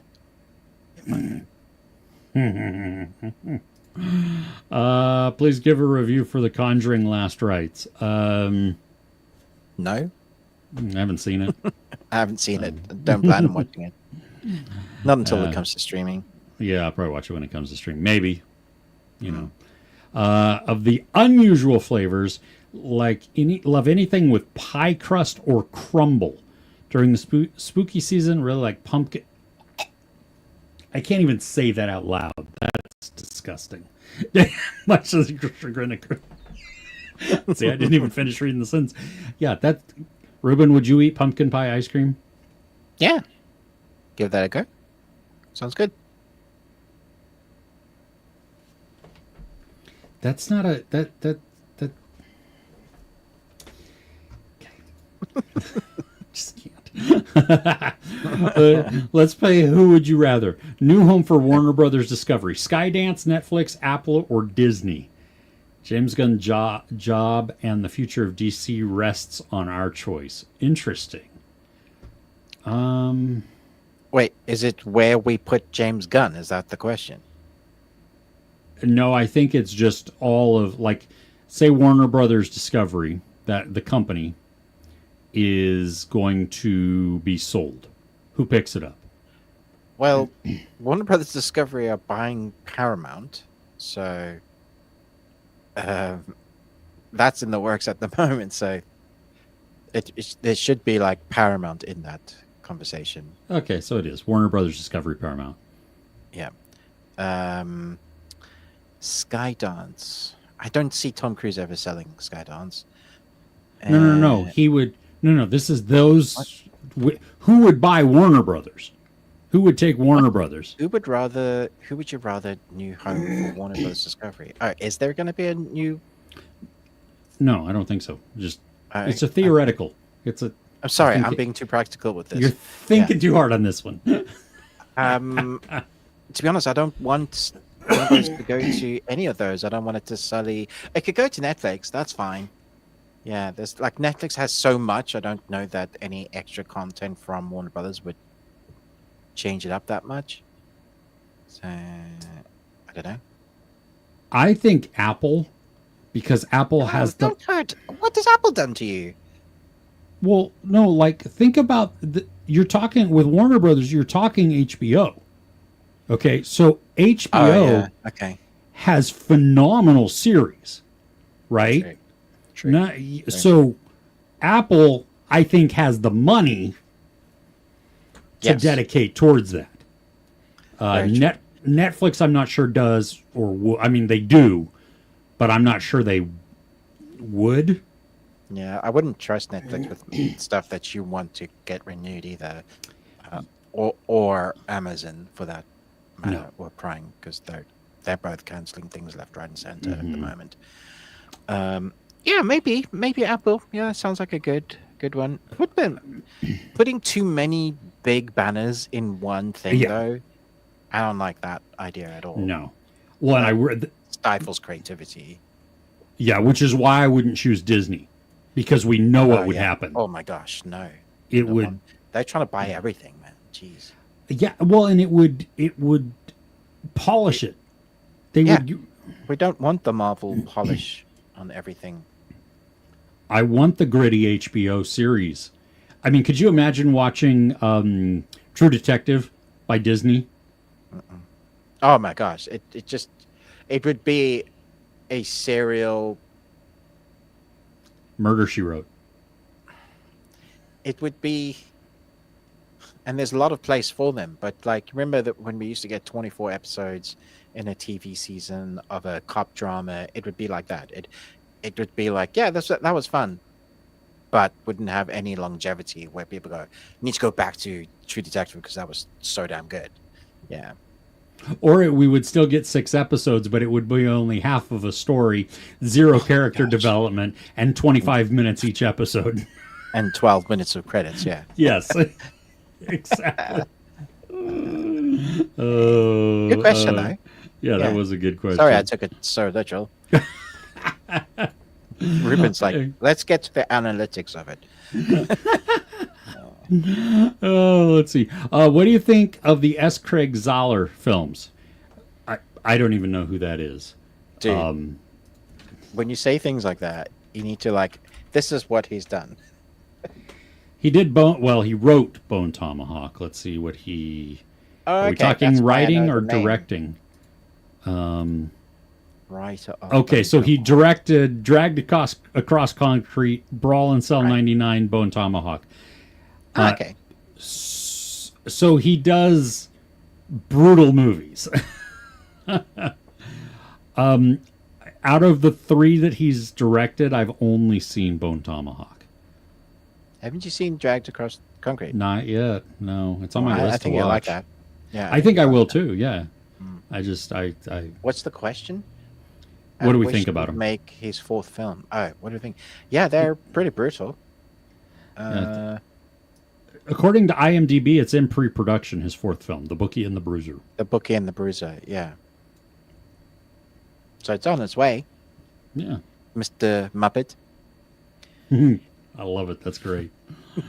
Oh, Paramount Skydance are preparing a bid to buy the majority of Warner Brothers. That would be for the entire company, including cable networks and movie studio. I thought it was the other way around. I thought Warner Brothers were buying Paramount.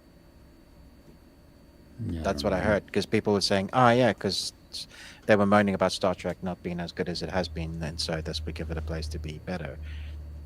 That's... Let me know, AJ. Maybe it's the other way around. Okay, cool. Cool.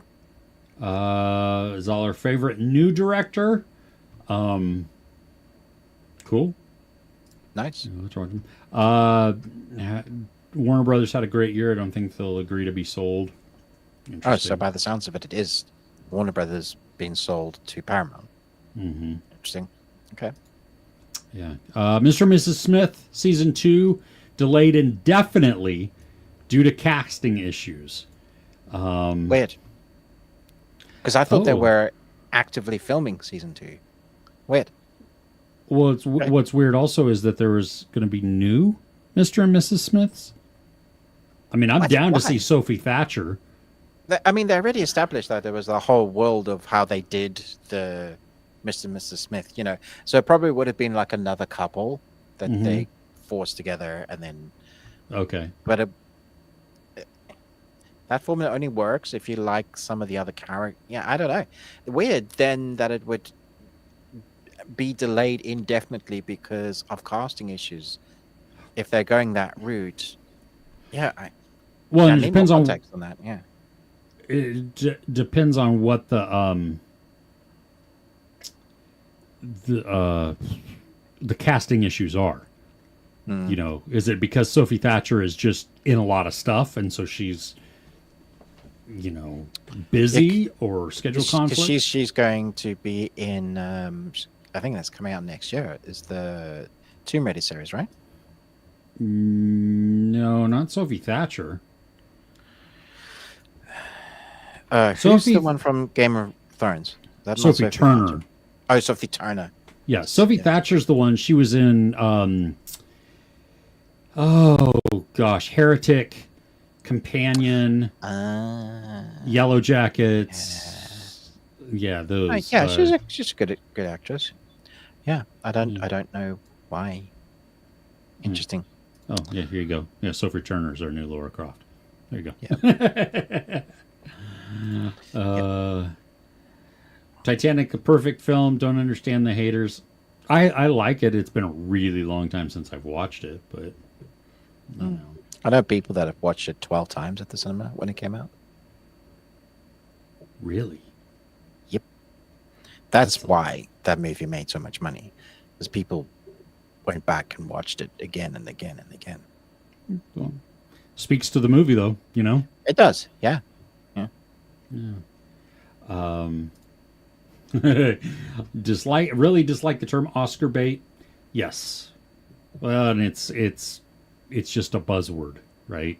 Doesn't really hold any meaning. What Oscar bait are we talking about? The term Oscar bait. Oh, but like, why has Like, that come up? I don't know. I mean, like, what in the There chat? was What well, film was the? weapons at one point was asked. Oh about, yeah, you know, yeah. yeah. See how they run. Oh, that was the one with Sam Rockwell, I believe, right? Yeah, I Yeah. think three's fair, and Yeah. only because of Sam Rockwell. It was Mhm. very forgettable, that film. I Yeah. thought. Free Guy. I like Free Guy. I like. I mean, four is. It's not a great film, but it's a really fun film. Does that make sense? Totally. Like I rewatch it all the time. It's one of my, Yeah. 7 films that are like constant Yeah, repeat. just on repeat. Yeah. Yeah. And then Blade. So Oh, what? Wow. Okay. Are you going to follow that up with Blade 2? You've been going through Marvels, but I guess that didn't really count as Marvel, but it was sort of Marvel. should, yeah. Yeah. Interesting. Because I'd be interested to hear which Blade you prefer, 1 or 2. Which did we watch? Nice. Which did you have me watch? Is that Blade 2, I think, with Guillermo del Toro's 2? Yeah. Blade. Yeah. Yeah, I think so. Yeah. Yeah.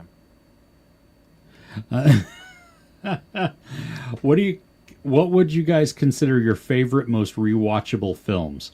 Could watch once a year. Oh, that's not a rewatchable film. Once a year.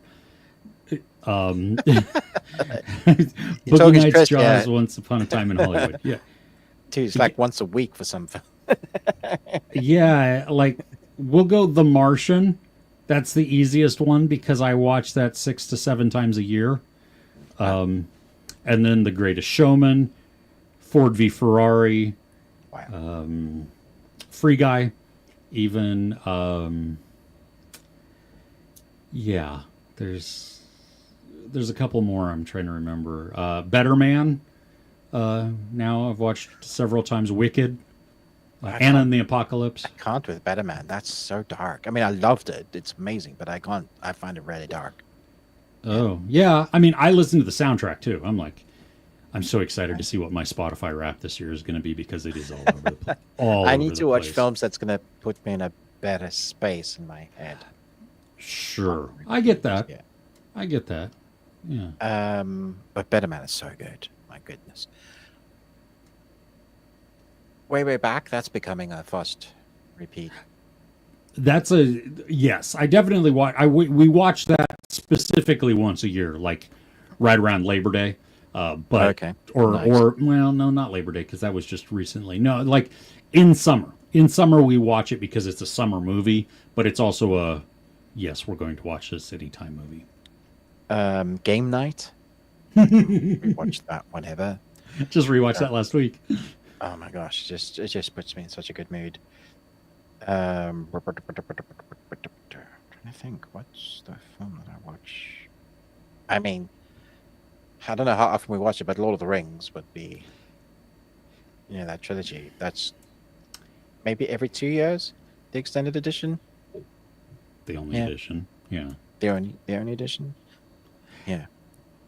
Yeah, that one. Yeah, I mean, very rewatchable. It's just it's so long and heavy that's one where, and I want to sit down and watch it. Yeah. Yeah. Like some of these I have on and I'm watching and I'm quoting and I'm watching and I'm quoting and but it's not like I'm every single time I rewatch it. I can have on in the background and do like quotable lines. Yeah. Nobody makes me bleed my own blood. Ben Stiller is a gem. Oh, Big Little Lies season 3 has been greenlit at HBO. I thought that was done. Huh. Okay. Mr. and Mrs. Smith's co-creator, Francesca Sloan, will be executive producing and writing Big Little Lies. Nicole Kidman, Reese Witherspoon, and other cast will return. When was the last season? That's got to be several years ago. That feels like it's... Does that mean... Well, I suppose she doesn't have a huge part in Lioness, but I want much more of that. rather than more big little eyes. Yeah. I I am so sad at what she did to her face.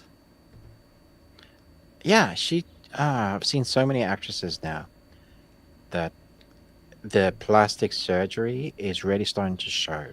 Yeah. They're not allowing themselves to age and be okay with like aging is a natural part of humanity. That's all right. Look at Helen Mirren. Right? She is Stunning, gorgeous, gorgeous. beautiful, aging naturally. Yeah. Yeah. I mean, she was a hottie when she was young, and she is still she's a hot grandma. I don't know if she's actually a Yeah. grandma, but she Mm, yeah. yeah. Well, and what it with Nicole Kidman, there have been several performances in the last 2 years where if I were to just look at her character, a still of her character, I would not know which movie it was from. Because you can't quite tell what emotional state she's meant to be having because of facial structure. A lot of the part doesn't move. I know So it's so I'm really sad. reading into like the eyes and the mouth movements. But Yeah. there's a much more movement that we're meant to have there. So yeah, I do find it sad. And she was gorgeous. I mean, she's still pretty, but you know what I mean? Just not it's sad. I think that's Like, the unless you had an actual reason, like Zac Efron had a massive accident and the whole like side of his jaw and face was broken really. off. Oh, Yeah, so ooh. they had to do like all this plastic surgery, like reconstruction, and that's why he's got like tightness here, and he Mm, looks very different. But I sure. understand why. Wow. Gosh, that's Yeah. I didn't know that. Yeah. Crazy. Recently rewatched The Offer about the making of The Godfather and how producer actually had to make a deal with the mafia to get the film made without getting hurt or worse. That's awesome. That's a behind the scenes thing that you don't know about, That's right? very cool. Oh. Nice. Oh. Thoughts on The Station Agent? Film revisited after Dexter needing more of the brilliant Peter Dinklage. I have not seen it, but I know that he does an excellent job in that. Have you seen it, Ruben? No, Mm. but I know of it. Yeah. Have you watched Cyrano? I loved Yes. him in Cyrano. And the soundtrack is that just spectacular. Oh, Albert watched The Roses. Easily one of the funniest movies of the year. So it really starts when he loses his job. At the same time, Ivy, his restaurant really takes off. So they sort of take care of the kids, and Ivy works. Roles essentially switch. Switch exposes the cracks in their marriage. See, the reason I didn't have any desire to see this is I've seen The War of the Roses, Yeah. It's just and that, right? But more condensed. yeah, and I don't want to watch And I didn't that. like that. Yeah, No, I don't find that funny either. So no, that's just a sad, tragic movie. I like why. I mean, like I watched what is it, A Marriage Story with Adam, yeah, and yeah, brutal. I never want to watch that again. No, never. I mean, it's phenomenal. Okay, one scene was like Yes, Oscar worthy. One scene, yes, yes, and I can't really remember much other than that. I was just depressed watching the film the whole way through. Yeah. yes. But I liked it as a whole, as a film, Mm, way better than War of the Roses. agreed. Yeah. No, And yeah, yeah. I'm glad So that you enjoyed it. But Albert Einstein, thank you for joining us because you're just a genius. But does it have a different ending? Maybe like, do you know like from the books to the other movies? Is there like a reason for us to go and watch it? Would you say? Because by the sound of it, you really liked it. So that's my question ye- to you. And have you eaten any apples lately? yeah.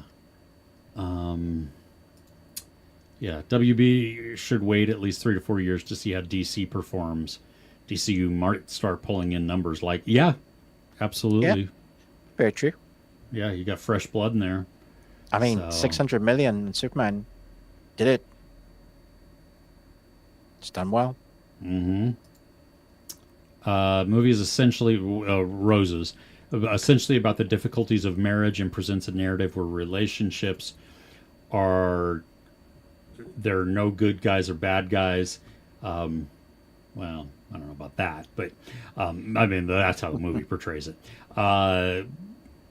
If you didn't despise Cumberbatch's Theo so much, he always takes it a step further. Well, that's cool. I mean, I'm glad that Cumberbatch does a great job, and Olivia Colman is amazing also. So, Cucumber batch. Conjuring Last Rites had the biggest global opening weekend for a horror movie of all time. Yeah, it did crazy money. Yeah. Wow. That's cool. Yeah. Rewatch Twister. Nice. Which one? Which one? The current one, or I mean, you can't go wrong with either of them. But Either one. You can watch both for, shits they're and fun. giggles. Yeah. Yeah. Fifth Element. Starship Troopers. Oh my gosh. Wow. Ready Player One, Sing, Rock of Ages. Nice. Those are the rewatching list. ones. Yeah. It's a good list. Yeah, it is. Yeah. Oh, it's the absurdism of the movie. Okay, well, good. I'm glad you enjoyed it. There you go. The Conjuring TV show has been greenlit by HBO. And the one who did Jessica Jones is helming it. The Warrens will be featured, but is most likely not going to star Patrick Wilson and Vera Farmiga. Cool. I just want new stuff, man. Yeah.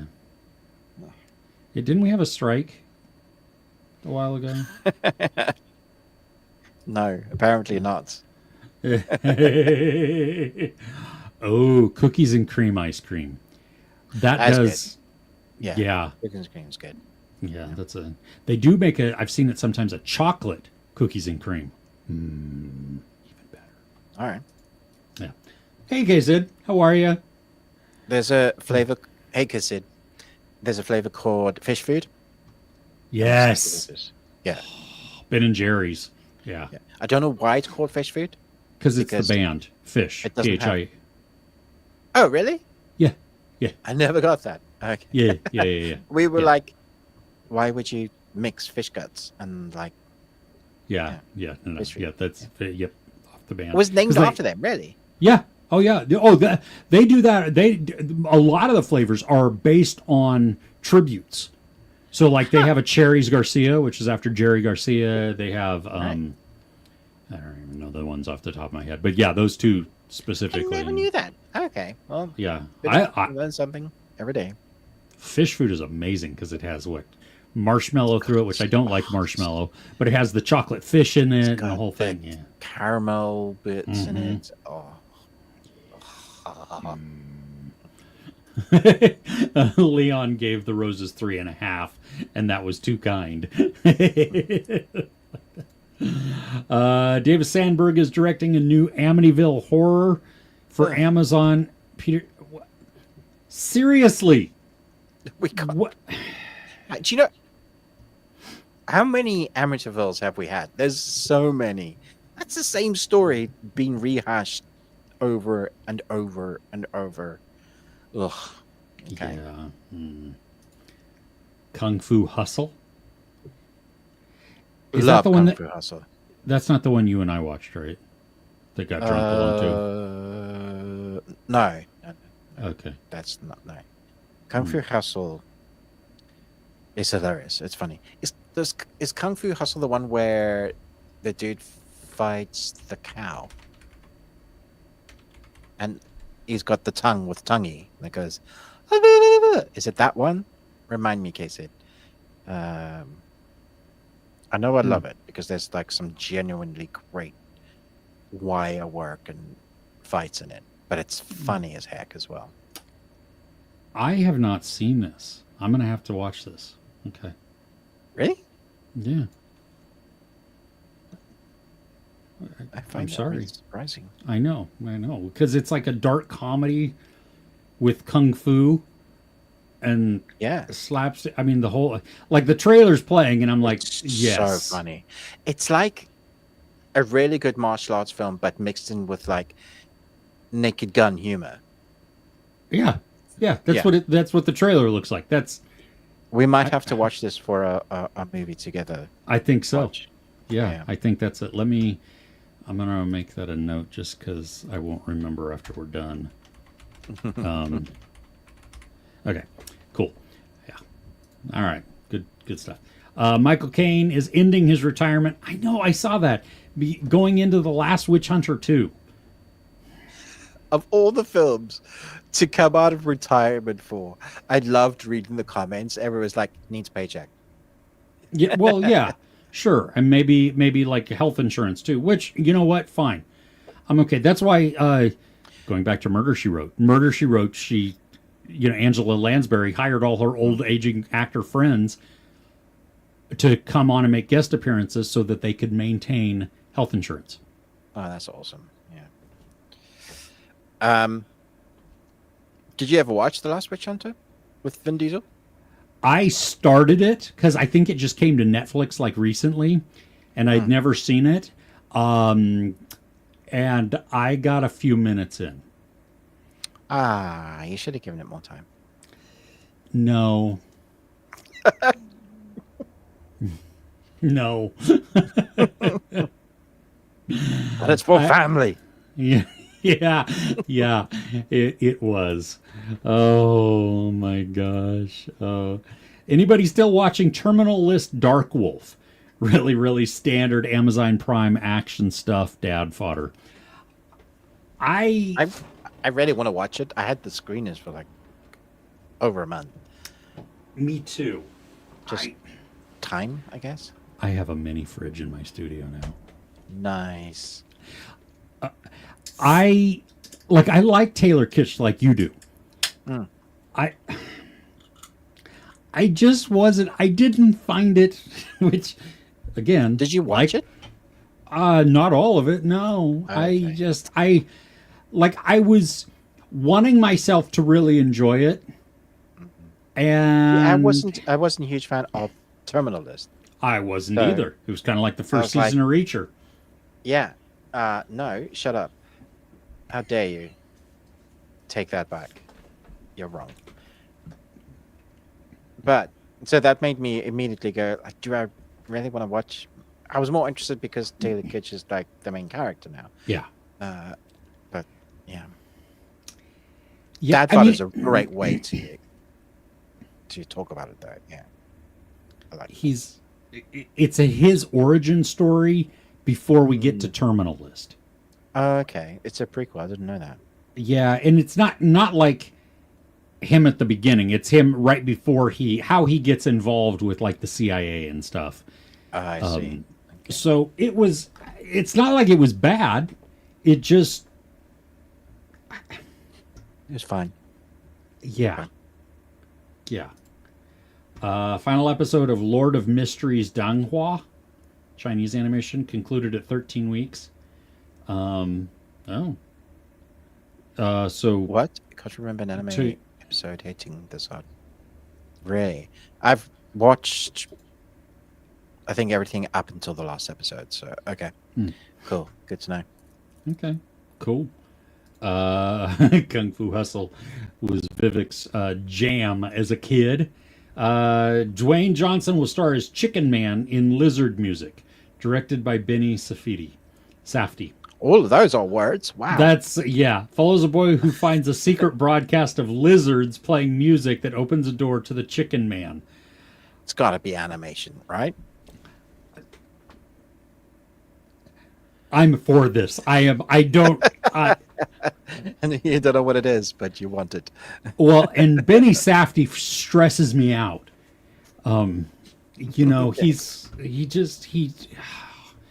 Because he's the one. Him and his brother did Uncut Gems, Oh.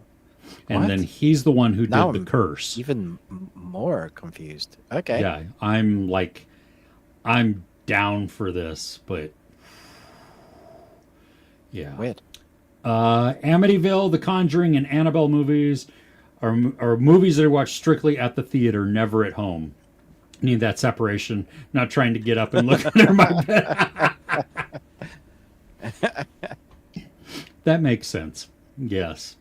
My wife. You know, my wife. My wife. Yeah. I sometimes put a shirt like on something just hanging by our door, and she is not about that. She's like, that needs to be hung up now. In at least in South Africa, there's a large majority. It used to be this way, that the African people have their beds on like high on bricks, and so there's a lot of stuff to do with like witch doctors and stuff, and part of like the I guess the boogeyman story is a thing called the tokoloshi. It's this like little demon that's really short, so they all, not all, but a lot, had their beds high above bricks so it couldn't reach you. So I remember the lady that used to work, that used to like come clean our house and stuff. She used to tell us about the stories and the reason why the beds needed to be high on the bricks. And I was like, cool, thanks for that terrifying thoughts of this little demon running up. And yeah, the Tokoloshi, man. There needs to be a movie about that if there isn't. Yeah, I'm sure there must be some really bad African movie about it. But yeah, that reminds me of like the Babadook sort of thing. Yeah. I mean, because when you first started thinking, I'm thinking like some animals that couldn't get up. Oh, right. Yeah, you know what I mean? Which sounds very practical. But, you know, if you had a kid who was deathly afraid of monsters under the bed, getting them a high bed and then telling them that the monsters can't reach, I mean, that's, you know, that, because logic doesn't come into play, right? No, when you're little and stuff like that, which it's is like, fine. oh, my bed's high. It can't get me. Yeah. I mean, because you can tell the kid there's no monsters under your bed or monsters don't exist or whatever. But that doesn't typically do anything. In the dark at night, when Yeah. your eyes start forming things in the corner, you're like, what was that? Yeah, screw you, Dad. I saw it come out of the closet. So Syracuse, what was that? Yeah. yeah. Want to rewatch 1899? Do you though? Because there's only one season. It's depressing to do that. But I say that where I'm considering rewatching the OA. Oh no, I can't. No. I want to. I get it because I watch Firefly. Like knowing that there's not a conclusion to it. It's just yeah. It's just I just find myself like I was thinking about it, and I don't know exactly why. I don't know what I saw that reminded me of it, but I was like, Britt Marling is one of these people who almost everything she does, while it may be weird or slow, is often very, very intriguing and bizarre. So yeah. Yep. Oh, you gave a Wolf King spoiler? Uh-oh. I don't know. Did I? I don't know. Okay, well. Don't think I did. Other than it just ends. If the spoiler is that it ends, that's the spoiler, yeah. There you go. Okay. Does anybody watch Who is America? Or has watched Who is America? I don't think I have. Finally caught F1. Pretty good. Solid standard racing flick. We've liked a lot more development between new and old drivers. Yes.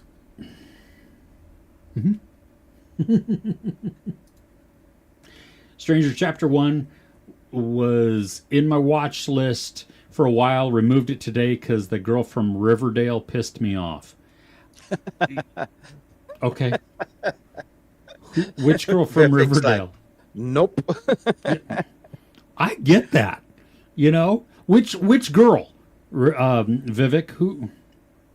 Vivek, there's the Flash's girlfriend in the TV series The Flash, the one with like the CW. I couldn't stand her, and that was the reason. I was like, if she was in the episode, which was most episodes, I would forward the bit that she was on. The dialogue, the writing, the relationship. I was just like, this is awful. I literally stopped watching the CW series because they're all eventually interconnected because of this one character. Yeah. Hated it. That's, when they interconnect the universes with a character that you hate, Yep. that's rough. Yeah. Crochet Wild Listens looking forward to High Potential Season 2. I've heard that the first season's fun. So, yeah. Okay. Nice.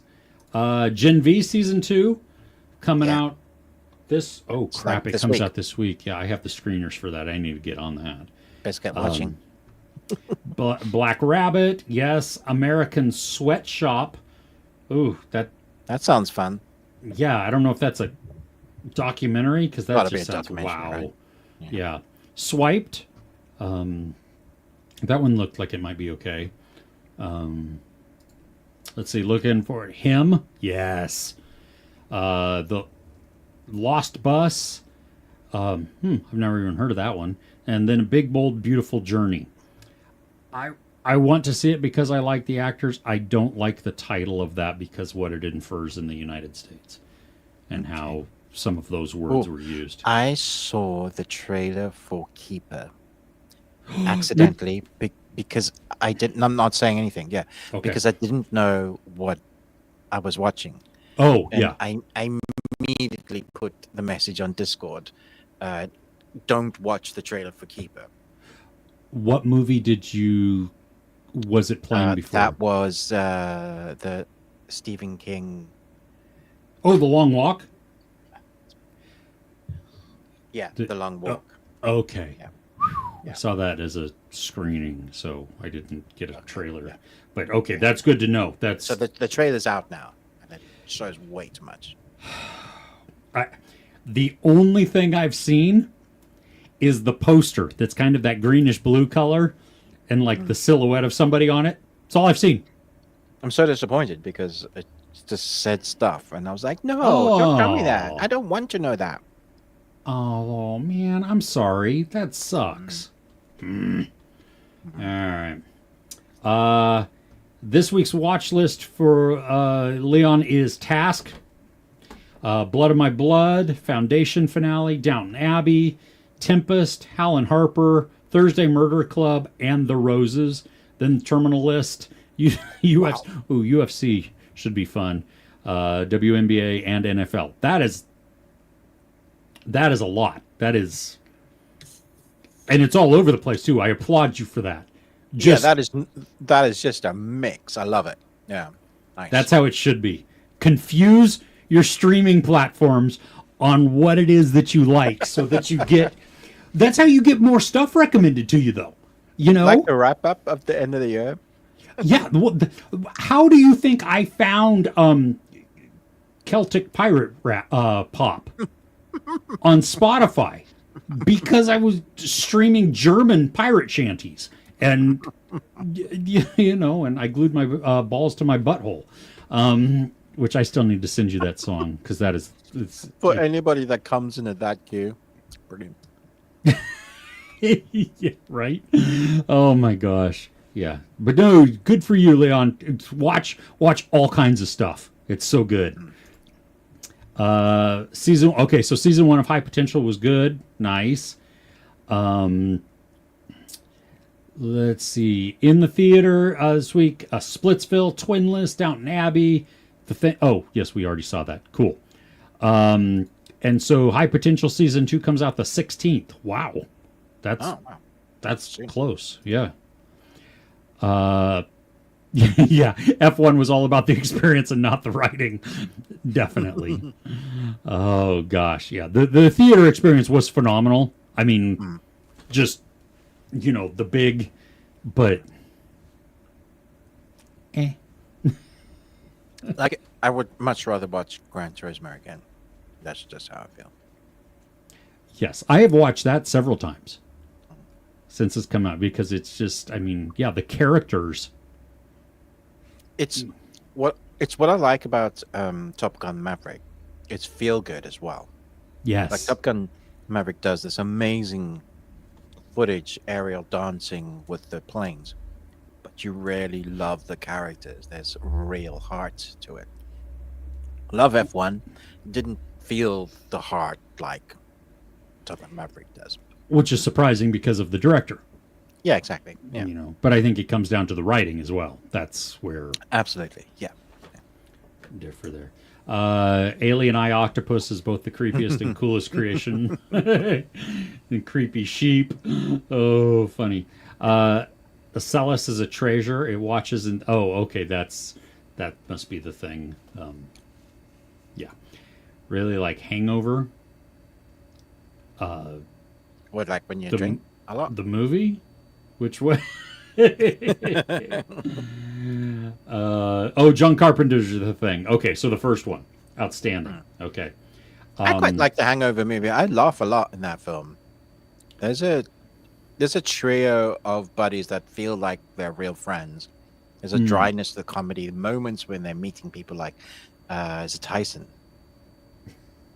A tiger in the bathroom. The aftermath of what has happened and then trying to piece it together is hilarious. It's been a long time since I've seen it. Oh wow. Yeah. Yeah, yeah. And I never saw any of the other ones. They weren't bad. Like, they weren't terrible. It just Okay. wasn't as good as the first one, which is normal. Yeah. Okay. Yeah. Well, true. Yeah. Okay. So Acellus.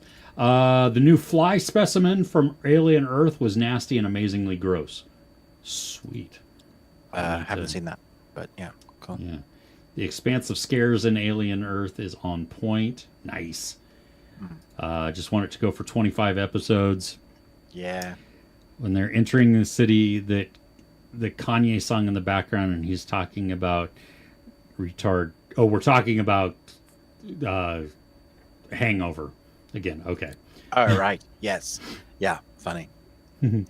Not very exciting week for Ella. Hey, Ella. Started watching the 2011 series Camelot on Tubi. It's okay and has a great cast. Okay. I remember watching that. Yeah. Oh, really? Is it kind of like a sci-fi type, or not a fantasy type thing, or is it more grounded? No. Serial TV reminds me of stuff like the BBC's Robin Hood, Merlin. That kind of stuff. Yeah. Okay. Alien Earth is blending Prometheus Covenant David with Kirsch. Just watching Ish go down. It's scary and cool. Yeah. Talking about spoilers, guys. We haven't watched all of the episodes yet. Yeah. No, I have not. Hi, trending videos. How are you? Happily stop watching Alien Earth at the 10th episode. I can't handle 25. Watch Nobody 2. Oh, wow. That's a high score. Doesn't take itself too seriously. Fun to watch. Liked it more than the first Nobody. Whoa. That's also a take. All right. Rewatch Steve Jobs by Danny Boyle. Most well-written thing you've seen in a while. Nice.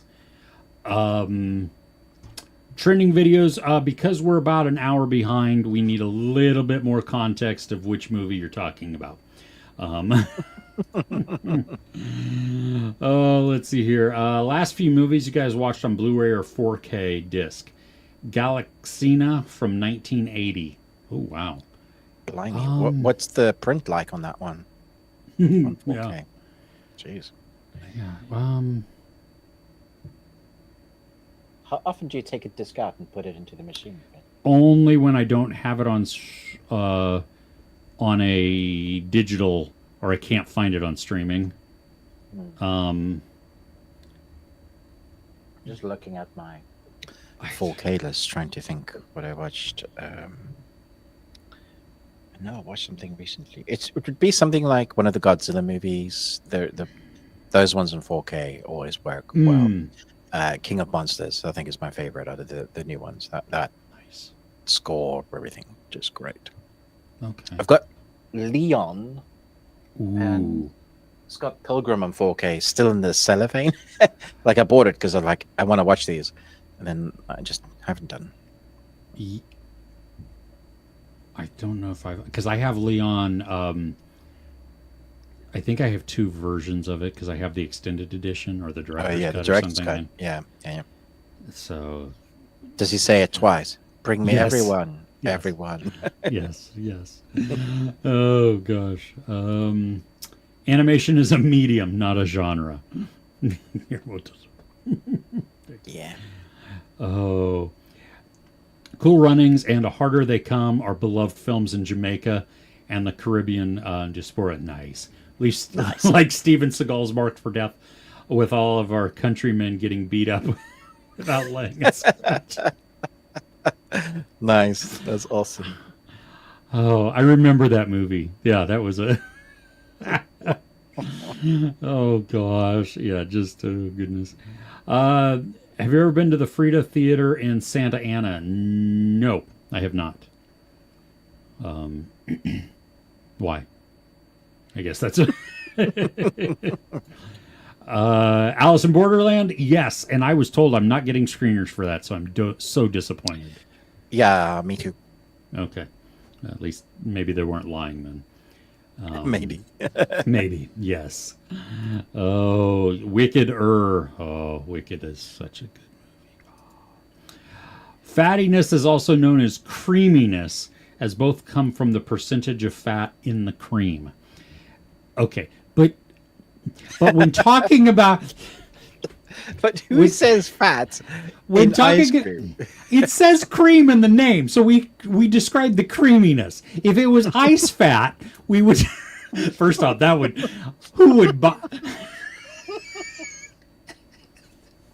Oh my gosh! Oh, almost coughed up my drink. I'd like some vanilla ice fat, please. I'd like some chocolate ice fat. We're gonna go to the ice fat store. Yeah. It just doesn't quite have the same ring to it. No. But thank you for that. That was good. Chocolate ice fat cream. Yeah. Oh, Dexter Resurrection does not have the same intro music. Sad. Not watching it then. Sorry. Splitville has unlikable characters, but lots of laughs. Twinless doesn't go the way you expect. Both are worth seeing. Okay. Oh, there you go. Yeah, you have the Regal Unlimited pass, so you can just... That's cool. That's when they make funny. Scariest thing about the Conjuring films is that some people actually believe it's true. They were apparently con artists. The Warrens? The people. Yeah, the Warrens. And I don't know, the whole Annabelle thing, that is, yeah. Every restaurant is Taco Bell. That is an outstanding quote and is niche. So I love it. Because in the Why future... do I know that? Oh no, nobody tell him. No. I will sit here. Wait, is that Back to the Future? Much older. Like every restaurant is Taco Bell. I know that. Why do I know? Yeah, you do.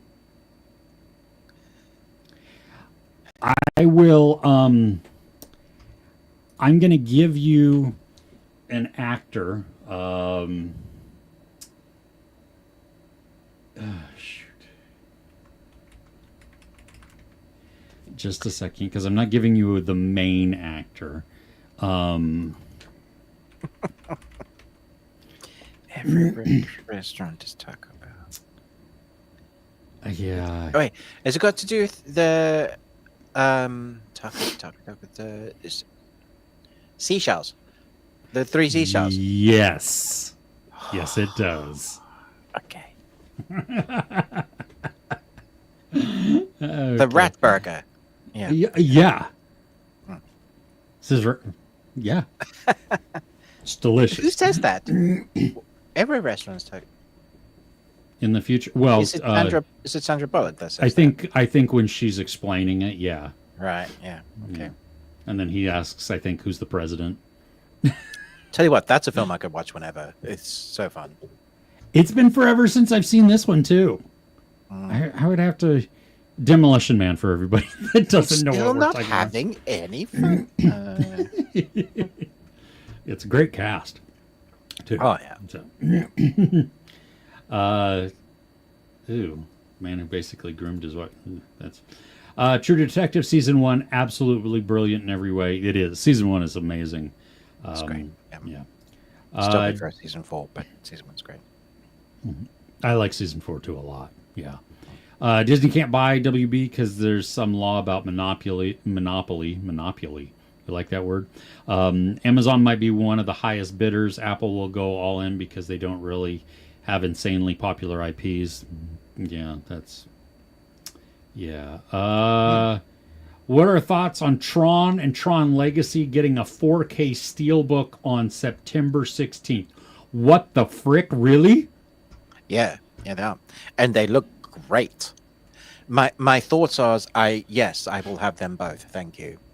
If I had to choose, I would choose Tron Legacy for 4K because obviously that thing's going to look amazing. In fact, I'd rather spend the money on that than go see the new movie. Yeah, I want to see it. I saw the trailer and I was like, you can't sell me that he's actually a good guy because in real life he's a cult leader and my brain can't. Yeah. Mm-hmm. So yeah. Anyway, yes, I want it. I want it in my face. Yes, I would. Yes.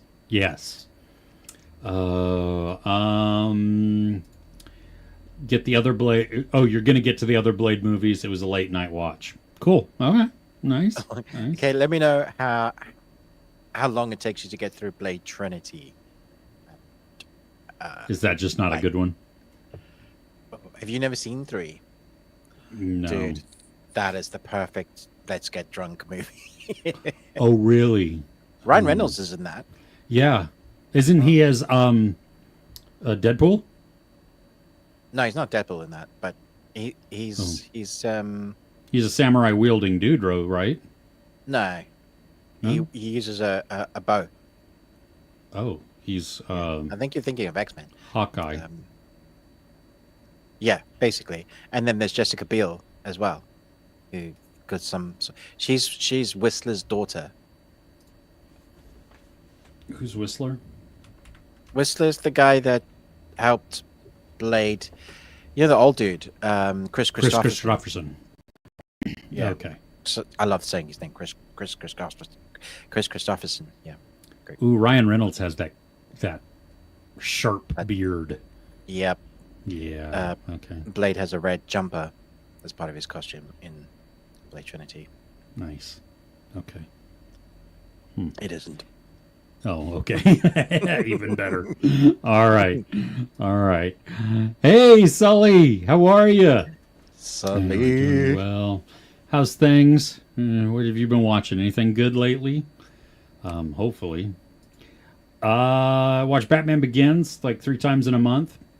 Nice. It's a solid Dark, but Yeah. great. Yeah. one. Because it's the night. It's dark. Yeah. Dark night. That's just waiting for other people to catch up on how great that joke was. Yes. Me, right. Time. Gonna watch Sound of Music for the first time. That's a choice. Wow. Do you like musicals? Yes. I wasn't asking you. I was asking Thomas. But do I like the sound of music? Also, yes. Don't let Chris. It's a great film. Don't let. Anyway, what's next on the docket? Okay. Oh yeah, still working through all of that. You'll be a very different person after that viewing. Okay, coming out this week, Elio hits Disney Plus. Nice. Summer Book, American Sweatshop, Joe Baby. I don't know what half these are. Prisoner of War. Prisoner of War. What does that sound familiar? Just Breathe. And a film called Digital. Yes. Swiped, Waltzing with Brando, Him, Lost Bus, Xeno. Xeno looks, the poster for that is the only thing I've ever seen, and it just looks so generic.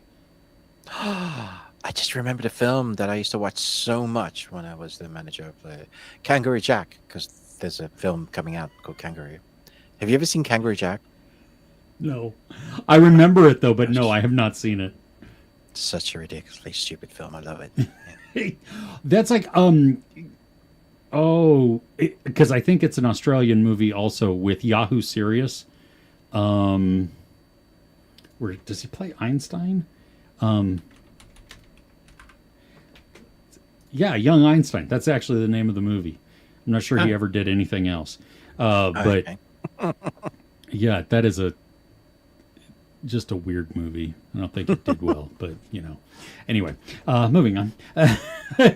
Big Bold Beautiful Journey, Billionaire's Bunker. I want to see that.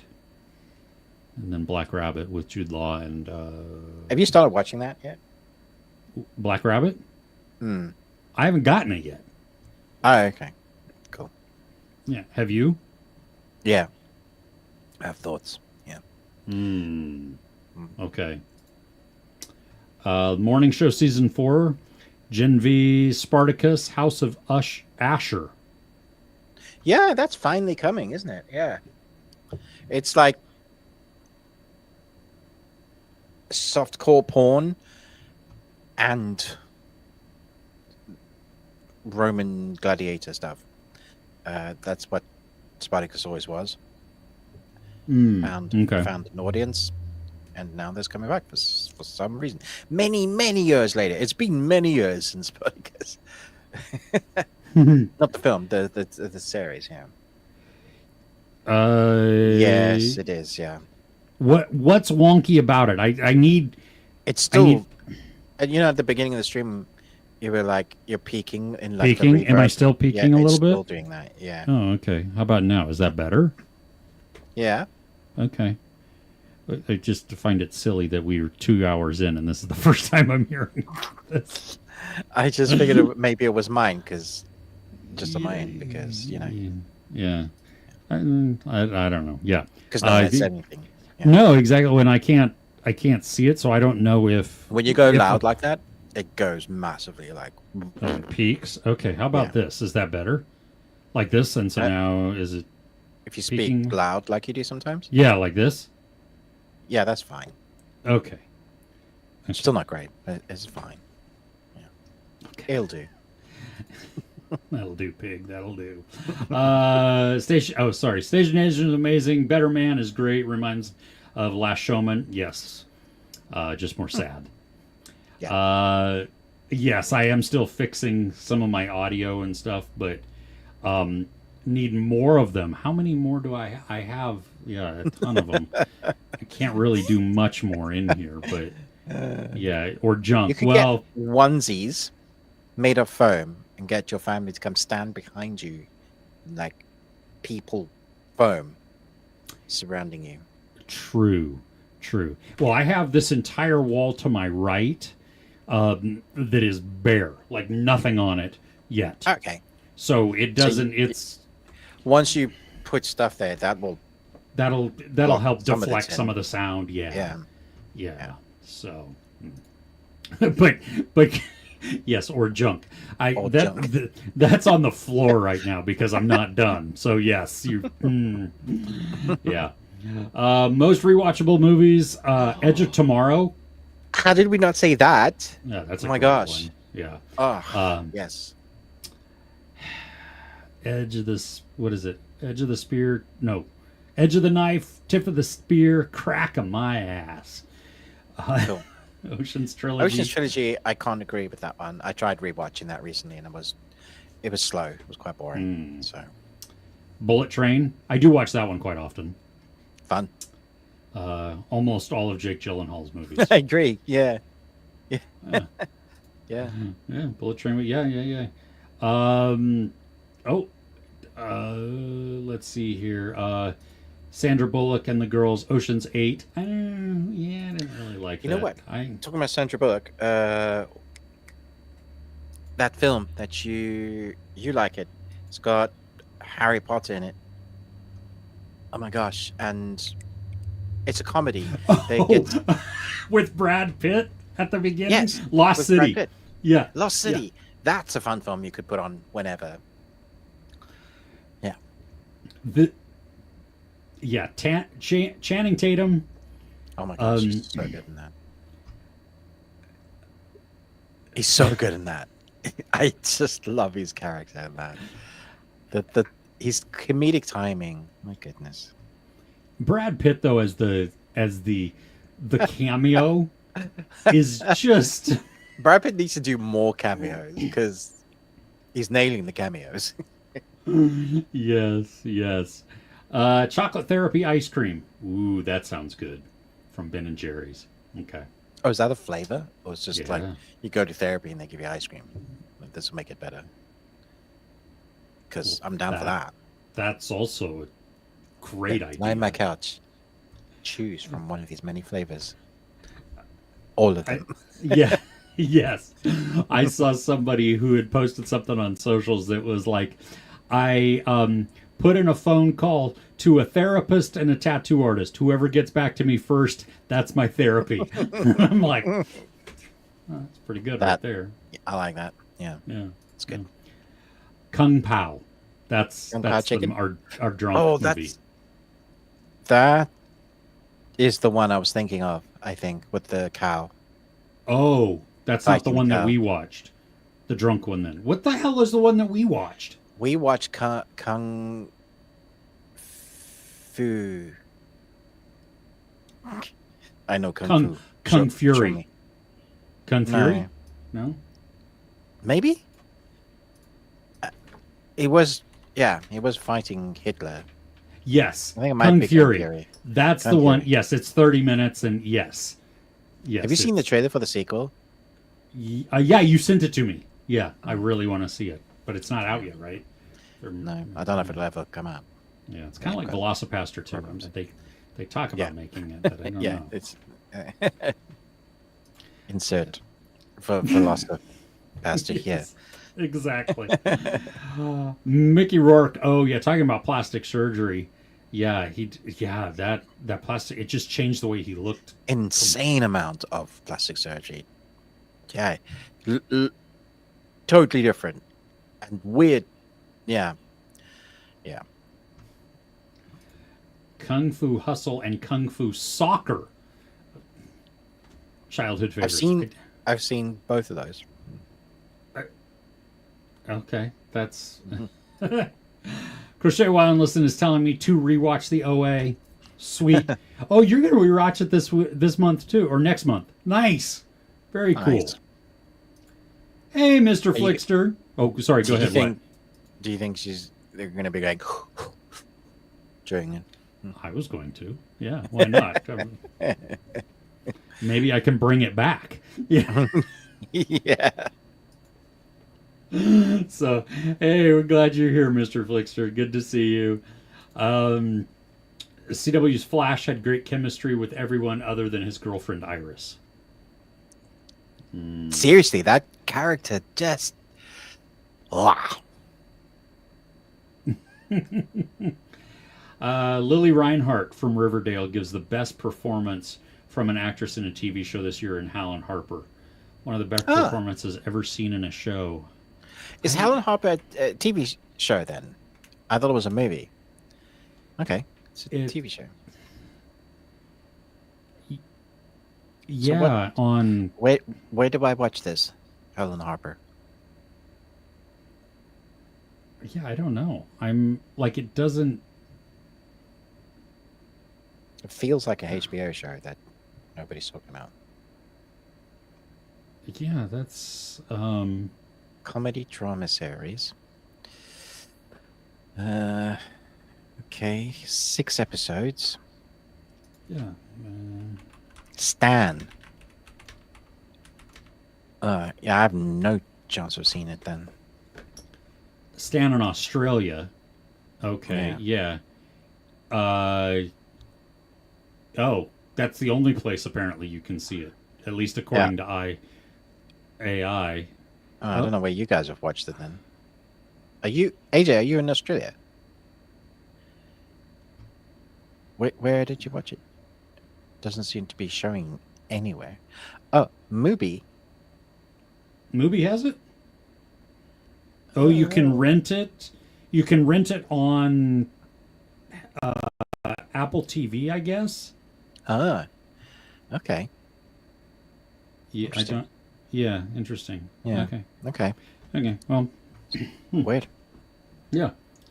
Aslan, the wife and I are watching The Girlfriend. Oh, yeah, it's. Mm-hmm. Looking forward to the Alien show. You start it when all the episodes are out. That's gonna be a good binge. Yeah, that'd be Yeah. great. Yeah. The Ginger Girl in Riverdale is the new Strangers franchise. I still don't know what that means. Um, did we watch Agents of S.H.I.E.L.D.? Started watching it because of Clark Gregg, but was disappointed they were never allowed to fold in the MCU. Show was pretty good, all things considered. Love the show. Seen it twice through. Hmm. Love Clark Gregg in it, but there's some of the arcs in that series were brutal. In like they went way darker than I thought they would go. Yeah, Interesting. loved it. It's great. Yeah, they always separated church and state with that series for some reason. It just didn't get the love it deserved, and it was much better than probably some of the other series that are Disney Marvel stuff now. So it's sad because Clark he is that same character. Yeah, Yeah. yeah. Yeah, I don't They could have understand. so easily tied in the X-Men as well that way. That would have been a natural tie then, too, huh? Yeah, yeah. Yeah. Okay. Mr. Flickster watched Caught Stealing. I still haven't seen that. I want to, but yeah. Okay. Real, don't know her real name. She was Cheryl Blossom in the Riverdale series. Okay. Oh, I know who you're talking about now. Okay, cool. Okay, you guys are no help. Sarah Blossom. Come on, man. Yeah, who is that? That doesn't tell me anything. Now I have to go to IMDb and I have to look her up. Madeline Pesch. I don't even know who that is. That I don't even know if I've seen her before or after. Sarah Blossom was always wearing like a red lipstick. I don't think I've seen her in anything. That's okay. Yeah. Okay. Good to go. All right.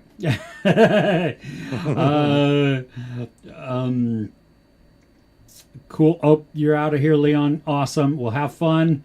Toodles. Yeah, with all of your watching this week, and again, continue up the varied stuff because that's great. Who are you rooting for? You're probably gone now, but like Packers or Ravens?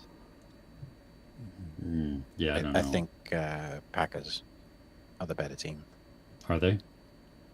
No clue. I'm just Okay. saying names. Okay. Oh, let's see here. Do you think Jack Black and Paul Rudd's Anaconda movie will come out this year?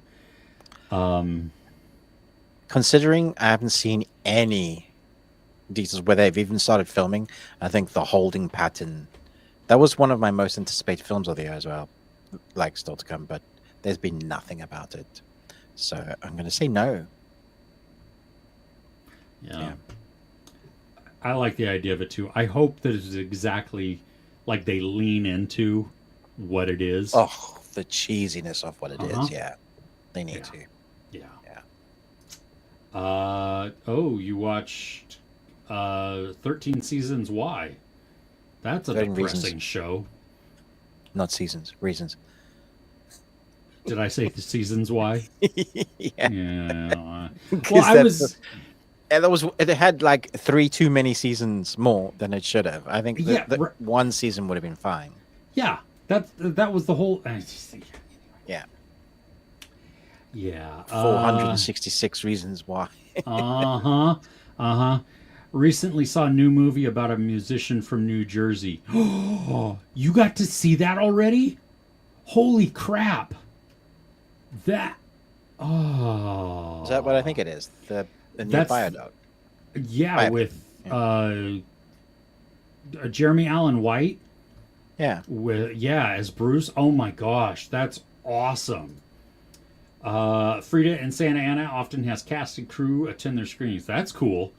I don't even know how far away Santa Ana is from me, but it's probably like 6 hours. So, yeah. Hey, K Sid, thanks. Appreciate you here. Bye. Dennis Leary, Rat Dogs, Be Well, John Spurton, and three. Yes, there you go. Yes. That's outstanding. That's how far we're in the comments. Okay. See. Yeah. Yeah. And yes, because of Blade Trinity, we got Blade and Wolverine and Deadpool. Can't talk. Oh, Ryan Reynolds apparently came out this week in like the worst secret in the world and said, "Hey, I leaked the Deadpool footage," and everybody went, "Yeah, and." Yeah, exactly. Really? No way. It's like him saying, "Hey, I stole the suit." And oh, have a theory for Tron Ares. Sam Flynn will be the main character, and Ares will be the antagonist. Playing this to be true because I can't stand Jared Leto. Well, the trailer they make him look out to be the hero, but yeah. I'm just bummed that we didn't get Garrett Hedlund back. yeah, man, they set up such a great story to continue. If they were gonna do that and bring it into like our world, That was the perfect read. that was the perfect, yeah. Because she man. came back with him. Yeah. How does Jared Leto keep getting these roles? I don't know. I don't get it. Yeah. Yeah. If you had to guess, my home is clutter free. At the moment, it's not because we were redecorating some things, so it's and moving things around. So no. Normally, my wife keeps a pretty clean, at least organized house. I mean, when I've been there, yeah, it's been, but that's probably because you had guests coming and you were like, well, no, I mean, we keep it fairly, pretty organized and stuff. Not dirty by any means. I mean, sometimes, like, I leave things on the counter and I leave things on the table. I like stacks because it just makes me I feel like my good. piles. Yes, exactly. But the books, we're trying to figure out what to do with the books at the moment. Your library. Yeah. Okay. Yeah, we're like, if we kick the kids out, we can stack them in there. no, we'll put wall-to-wall bookshelves just all around. Jeez. And Okay. yeah, because the main bookshelf that we had that was 2 bookshelves. Well, it's super deep, and so we have books, book behind and book in front, so you can't even see what's behind. So there's that. So we just have to figure that out. Yeah. Doing the yes. See. Okay, Vivek, you are not alone. My daughter-in-law, just my daughter, because that's what I call her.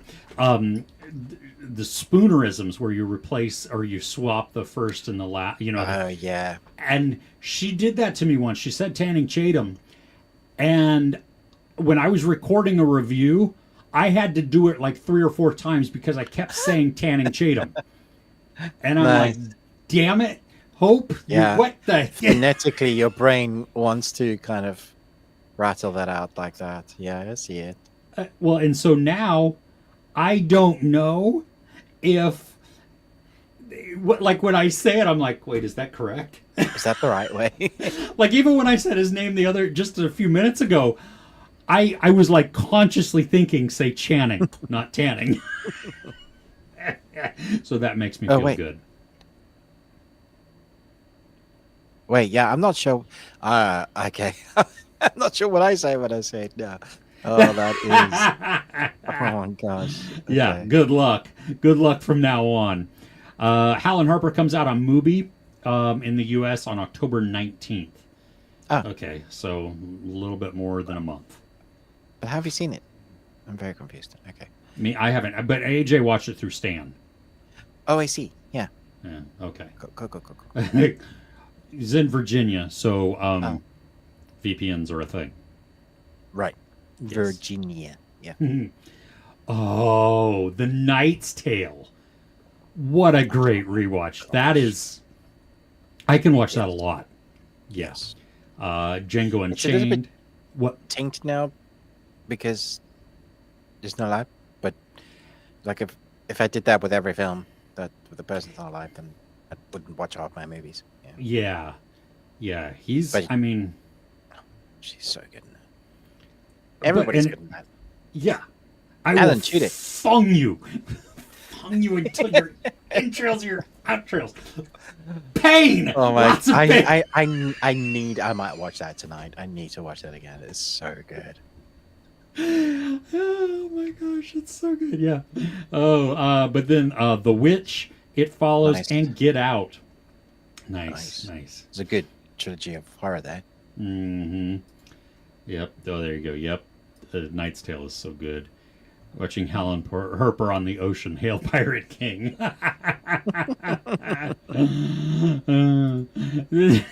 It's a stream, so technically it's not as bad. Sure.